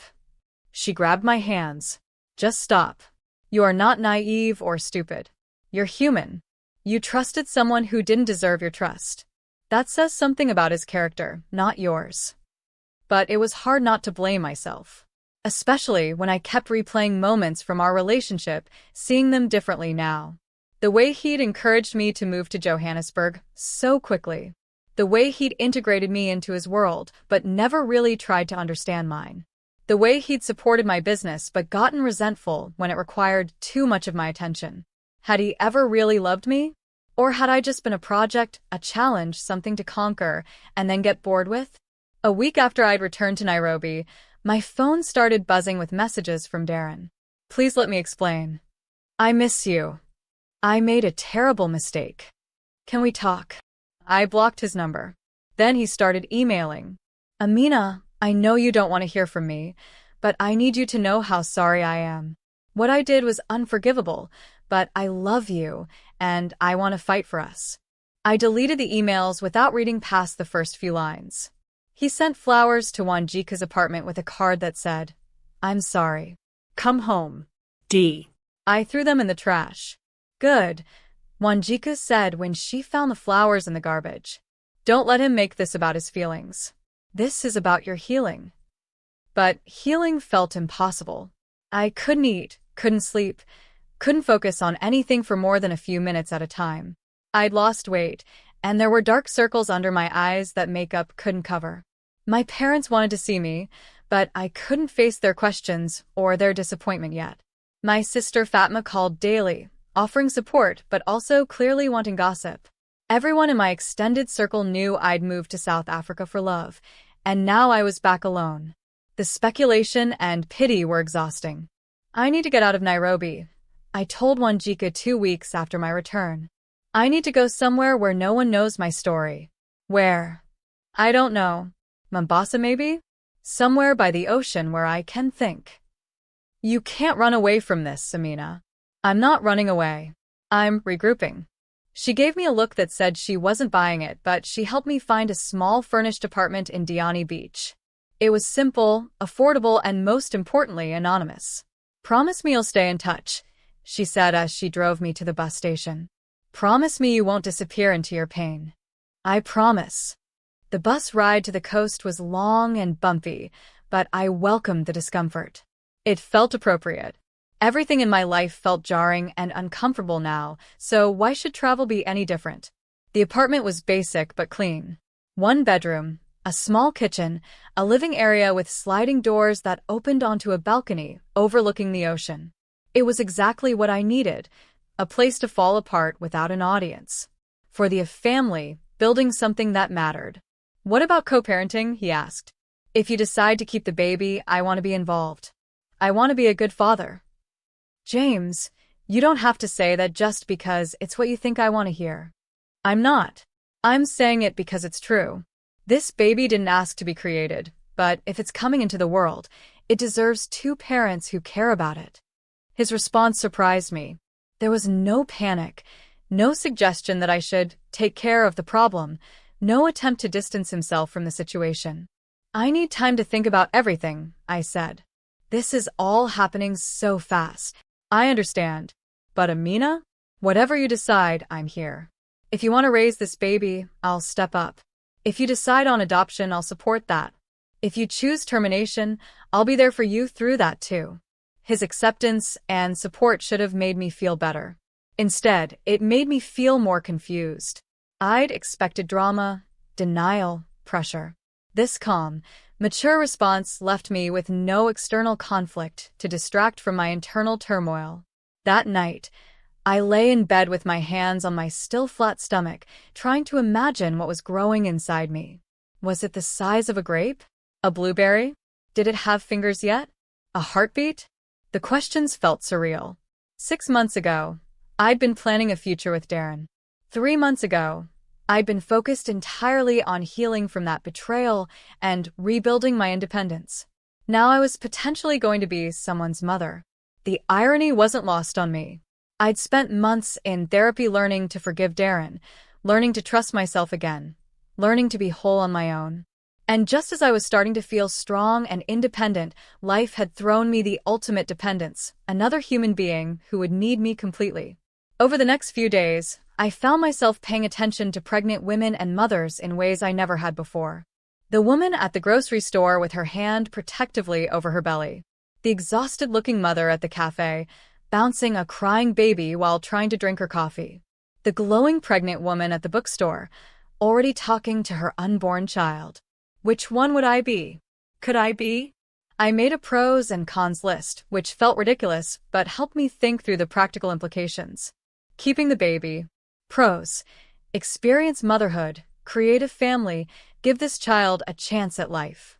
Cons: single motherhood is hard, will impact my career significantly, financial strain, no support system in place. Adoption. Pros: give the baby-loving parents who are prepared, continue building my career and life. Cons: emotional difficulty of carrying a baby for 9 months, then giving it up, lifetime of wondering. Termination. Pros: life continues as planned, no major disruption to career or independence. Cons: possible lifetime regret, goes against some of my personal values around life. None of the options felt clearly right. Each one represented a different version of my future, and I had no idea which version I wanted to live. A week after telling James, I was still no closer to a decision. That's when something unexpected happened. I was walking through Westlands running errands when I heard someone call my name. Amina? I turned around and my blood ran cold. It was Darren.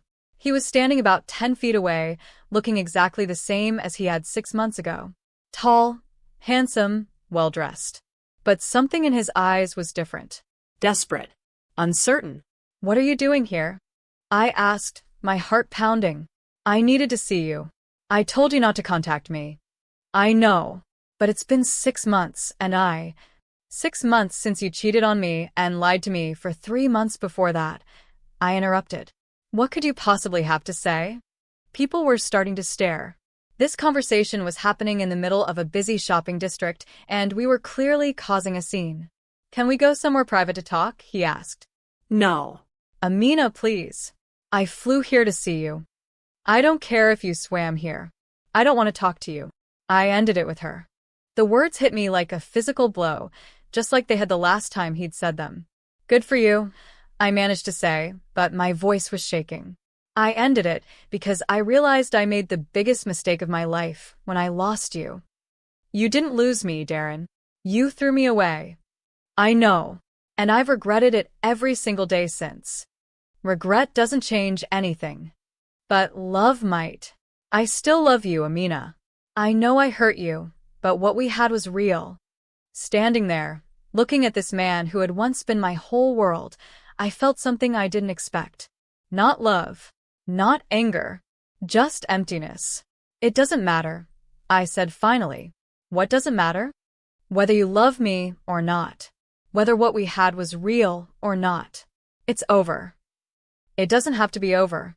"Yes, it does. Because I will never trust you again. And without trust, love isn't enough. People forgive, Amina. People move past mistakes and build something stronger. Some mistakes are too big to move past." "You don't mean that." "I do mean it. Darren, you didn't just cheat on me. You made me complicit in my own betrayal by making me feel crazy for sensing something was wrong. You gaslit me. You made your affair my fault for working too hard. I never said it was your fault. You told her it was my fault. You said I was like dating a business plan." His face went pale. He'd forgotten I'd seen those messages. I was angry. I was confused. I said things I didn't mean. You said things you did mean but were too cowardly to say to me directly. The conversation was attracting more attention. A small crowd had gathered, pretending to shop while obviously listening to our drama. "Can we please go somewhere private?" Darren asked again. No. "I have nothing private to say to you. I miss you. I miss us. There is no us. There will never be an us again. Amina." "Stop." I held up my hand. "Just stop. You hurt me in ways I didn't know were possible. You made me question my own judgment, my own worth, my own reality. It took me months to heal from what you did to me. And now, are you healed now?" The question caught me off guard.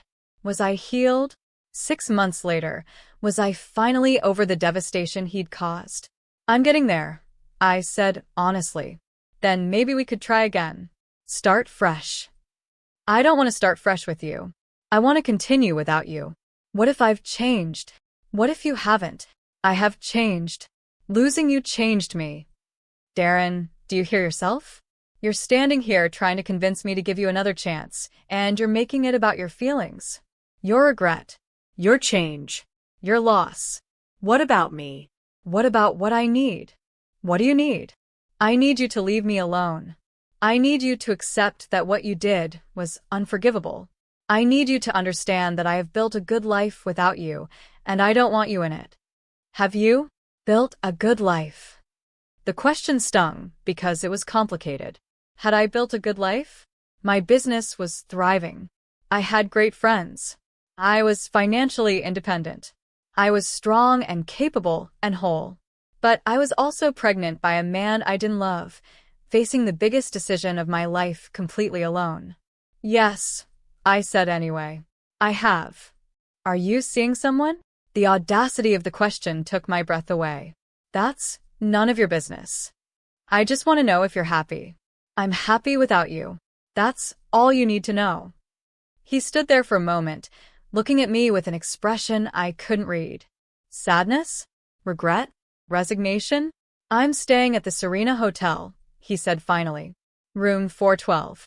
If you change your mind, I won't change my mind. If you do, I'll be there for 3 more days. He turned and walked away, leaving me standing in the middle of Westlands, shaking and emotionally drained. I called Dr. Kabaki from my car. This is Amina. I need an emergency. I'm safe, but I don't know what I am. angry, Sad. confused. Can you come in this afternoon? Yes. And Dr. Kabaki, there's something else I need to tell you. Something big. An hour later, I was sitting in her familiar office, feeling like I was drowning in the complexity of my life. Tell me about seeing Darren, she session. What happened? Darren showed up. Again. He ambushed me while I was shopping. Are you safe, Dee? He wants another chance. He says he's changed, that he loves me, that he made a mistake. How did that make you feel? Empty. Which surprised me. I expected to feel angry or hurt or tempted, but I just felt nothing. That's significant progress. Is it? Because I don't feel like I'm making progress. I feel like I'm more confused than ever. Why? Because I'm pregnant. The words hung in the air between us. Pregnant, Dr. Kabaki repeated calmly. 8 weeks.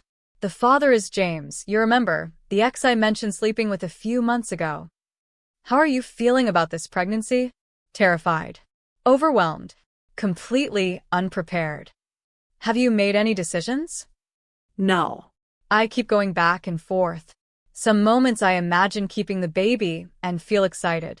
Other moments I think about how hard it would be to be a single mother and feel panicked. What does James think? He's been surprisingly supportive. Says he'll step up if I decide to keep the baby or support me through whatever I choose. That must be reassuring. It is. But it doesn't make the decision easier. If anything, it makes it harder because I don't have anyone to blame for pressuring me one way or another. The decision is entirely yours. That's what makes it so scary. We talked for an hour about my options, my fears, my hopes. Dr. Kabaki didn't push me toward any particular choice, but she helped me understand that whatever I decided would be okay. There was no wrong choice, only different paths. What's your gut telling you? She asked as our session was ending. My gut is terrified of all the options. But lately, when I imagine my future, I see myself with a child. Not because I think I should, but because I want to. That's important information. Is it enough? Wanting something doesn't mean you should have it or that you'd be good at it. Amina, you're intelligent, capable, financially stable, and emotionally mature. You would be a good mother if you chose to be. Even as a single mother? Especially as a single mother. You've already proven you can build a life on your own terms. Driving home from therapy, I felt clearer than I had in weeks. Not about what to do, but about what I wanted to do. I wanted to keep this baby. The realization scared me, but it also felt right in a way that none of the other options had. That evening, I called James. I've made a decision, I said when he answered. Okay. What have you decided? I want to keep the baby. I want to be a mother. There was a pause. Okay. Then we're going to be parents. James, you don't have to. Yes, I do. If you're keeping our baby, then I'm going to be the best father I can be. We're not getting back together, I clarified. This isn't about us being a couple. I understand. This is about us being co-parents. About raising this child together, even if we're not together. The conversation was surprisingly easy. We talked about logistics, about boundaries, about what co-parenting would look like. James was thoughtful and practical and committed to making it work. When I hung up, I felt something I hadn't felt in months: excitement about the future. Yes, this wasn't planned. Yes, it would be challenging. Yes, it would change everything about my life. But maybe that wasn't a bad thing. Maybe I was ready for everything to change. The next 3 months passed in a blur of doctor's appointments, pregnancy symptoms, and cautious excitement. I told my parents, who were thrilled despite the unconventional circumstances. I told Wanjiku, who cried happy tears and immediately started planning a baby shower. I told my team at work, who were supportive and helped me plan for maternity leave. What I didn't do was respond to Darren's continued attempts to contact me. He'd left Nairobi after 3 days, but the emails and messages continued sporadically. I deleted them all without reading them. I was moving forward, building a new version of my future that didn't include him. At my 20-week ultrasound, I found out I was having a daughter. A girl, I whispered, staring at the grainy image on the screen. A healthy girl, the technician confirmed. Everything looks perfect. James was with me for the appointment, and when we left the clinic, he was grinning like he'd won the lottery. A daughter, he said. I'm going to have a daughter. We're going to have a daughter, I corrected. Right. This is still weird to wrap my head around. Good weird or bad weird? Good weird. Definitely good weird. As my pregnancy progressed, I found myself healing in ways I hadn't expected. Not just from Darren's betrayal, but from deeper wounds I'd been carrying about my worth, my independence, my ability to trust my own judgment. Creating life inside my body made me feel powerful in a way I'd never experienced. This baby was mine. My choice, my body, my future. No one had given her to me or taken her away from me. She was mine because I decided she would be. Dr. Kabaki and I continued our sessions throughout my pregnancy. You seem different, she observed during one appointment when I was about 6 months along. Different how? More grounded. More certain of yourself. I feel different. I feel like I finally know who I am and what I want. What do you want? I want to be a good mother. I want to raise a strong, confident daughter who knows her worth. I want to build a business that makes a difference. I want to have friendships that fulfill me and romantic relationships that enhance my life rather than defining it. That sounds very clear. It is clear. For the first time in years, it's completely clear. The baby kicked as if she agreed with me, and I laughed, placing my hand on my belly. She's active today, Dr. Kabaki observed. She's always active. I think she's going to be a force of nature. Like her mother. My daughter, Zara, was born on a sunny Tuesday morning in March, exactly 9 months after that night with James that had seemed like such a mistake at the time. But as I held her for the first time, looking into her perfect little face, I couldn't think of her as a mistake. She was a surprise, yes. An unplanned complication that had changed all my carefully laid plans. But she was also a gift. A second chance. A new beginning I hadn't known I needed. James cried when he saw her. Actual tears streaming down his face as he held his daughter for the first time.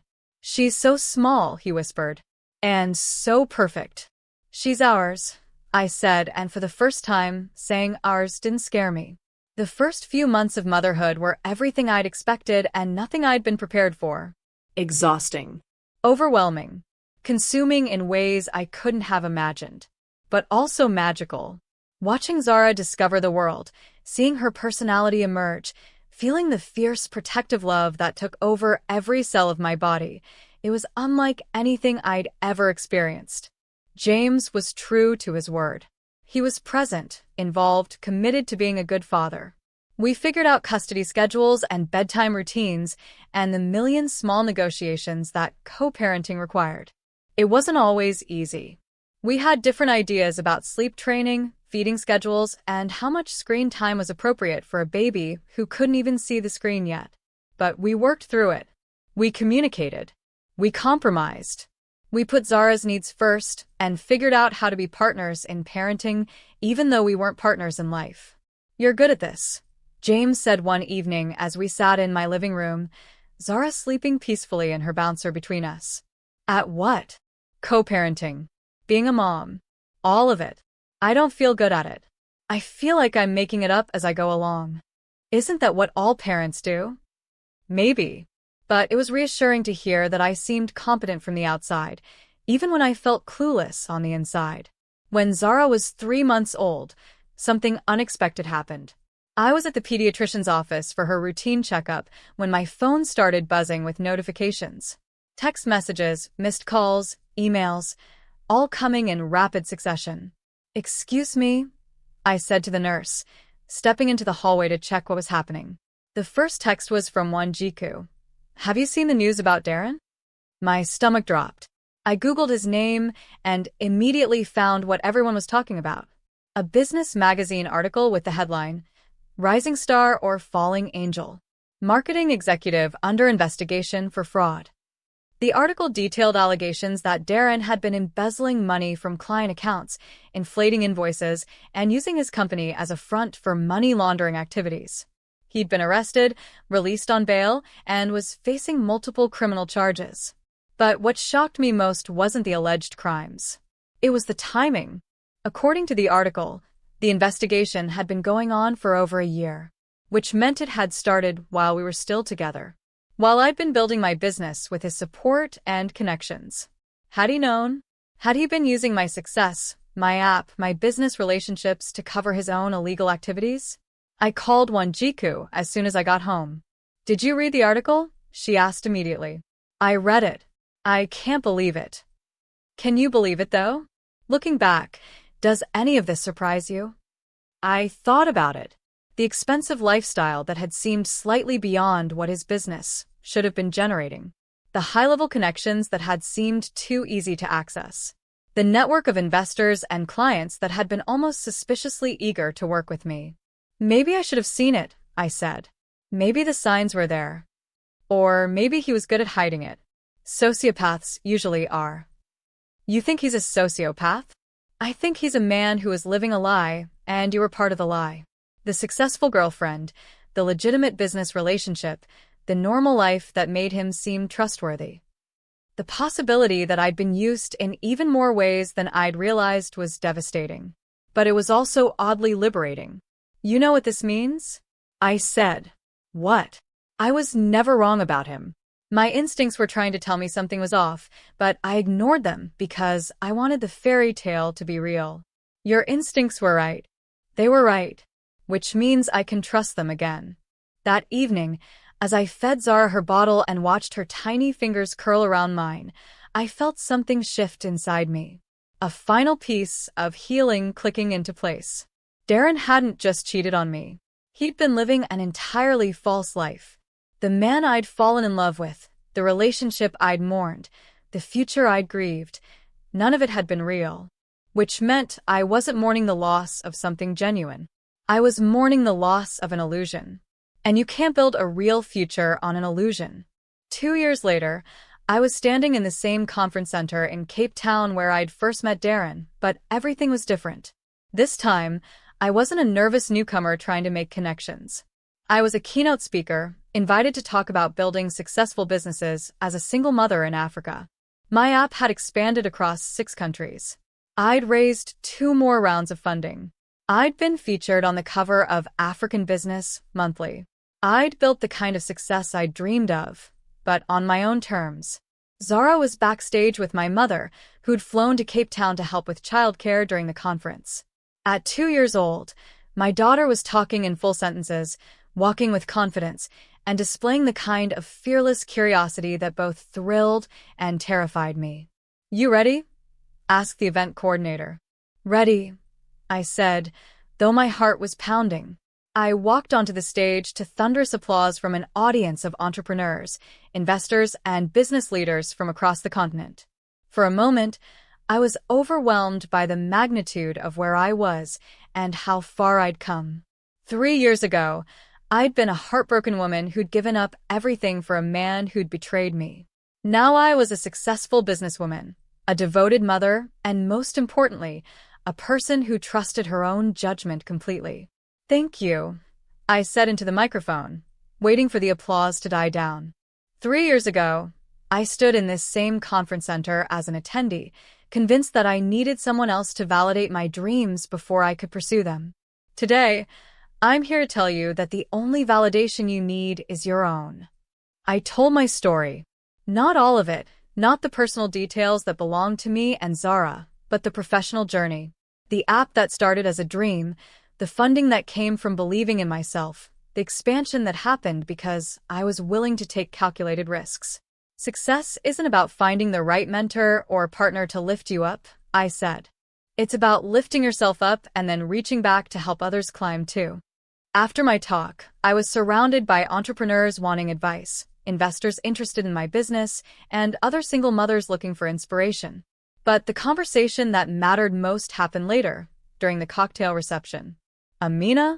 I turned around, expecting to see another conference attendee, and found myself face to face with a woman about my age. She was beautiful, well-dressed, but there was something fragile about her expression. Yes, I'm Cassie. My blood went cold. Cassie. The woman Darren had cheated with. The woman whose messages I'd found on his laptop. The woman who'd helped destroy my relationship and, indirectly, changed the entire course of my life. Oh, was all I managed to say. I know this is awkward, but I wanted to talk to you, if you're willing. Every instinct told me to walk away. I didn't owe this woman anything. I didn't need to hear her explanations or apologies. But something in her expression stopped me. She looked broken. The way I'd looked 2 years ago. Okay, I said. Let's talk. We found a quiet corner of the venue, away from the networking crowd. I wanted to apologize, Cassie said immediately, for my part in what happened. I knew he was with you, and I didn't care. I told myself it didn't matter because you didn't know, but that was selfish and wrong. Why are you telling me this now? Because I found out what kind of man he really is. After you left, we tried to make it work. I thought I'd won, you know? I thought I'd gotten the man I wanted. She paused, looking down at her hands. But he did the same thing to me that he did to you. Found someone else. Lied about it. Made me feel crazy for questioning him. And then when the fraud charges came out, you realized you'd been dating a criminal. I realized I'd been dating a lie. Just like you had been. We stood there in awkward silence for a moment. I'm sorry, she said again. Not just for the affair, but for what it put you through. I saw the business articles about your success, and I wanted you to know that I'm glad you built something good from all that pain. I looked at this woman who'd been my enemy in my mind for 2 years. She looked tired, defeated, nothing like the confident homewrecker I'd imagined. Thank you for apologizing, I said. I appreciate it. Do you forgive me? It was a loaded question. Did I forgive her? Could I forgive her? I don't forgive you for sleeping with my boyfriend, I said honestly. That was a choice you made that hurt another woman, and I won't pretend it was okay. Her face fell. But I forgive you for being human, I continued. For making a mistake. For believing his lies about me, about our relationship, about what kind of future you two could have had. Thank you. And Cassie? You dodged a bullet. We both did. Darren would have eventually betrayed you the same way he betrayed me. Men like that don't change. They just find new victims. I know that now. Good. Learn from it. Don't let anyone make you complicit in your own betrayal ever again. She nodded, tears in her eyes. I hope you find someone who deserves you, I said. Someone honest. I hope so too. And Amina? I hope you do too. I smiled. I already have. She looked confused. I found me, I explained. The most honest, loyal, trustworthy partner I could ask for. After she walked away, I stood there for a moment, processing the conversation. 2 years ago, seeing Cassie would have devastated me. It would have brought back all the pain, all the anger, all the betrayal. Instead, I felt peaceful, complete, like a circle had been closed. Mama. I turned to see Zara toddling toward me, my mother close behind. There's my girl, I said, scooping her up. Did you have fun with Grandma? Fun, Zara declared, which was her current favorite word. How did the talk go? My mother asked. Really well. I think people connected with the message. What was the message? That you don't need anyone else to make your dreams come true. You just need to trust yourself and be willing to work for what you want. That's a good message. It's a true message. That night, back in my hotel room with Zara sleeping peacefully in her travel crib, I sat on the balcony overlooking Cape Town and reflected on how different this trip was from my first one. 3 years ago, I'd come here looking for business opportunities and found what I thought was love. I'd left believing in fairy tales and the power of the perfect man to transform my life. Now I was back, having built everything I dreamed of. Not because a man had lifted me up, but because I'd learned to lift myself up. The view was the same.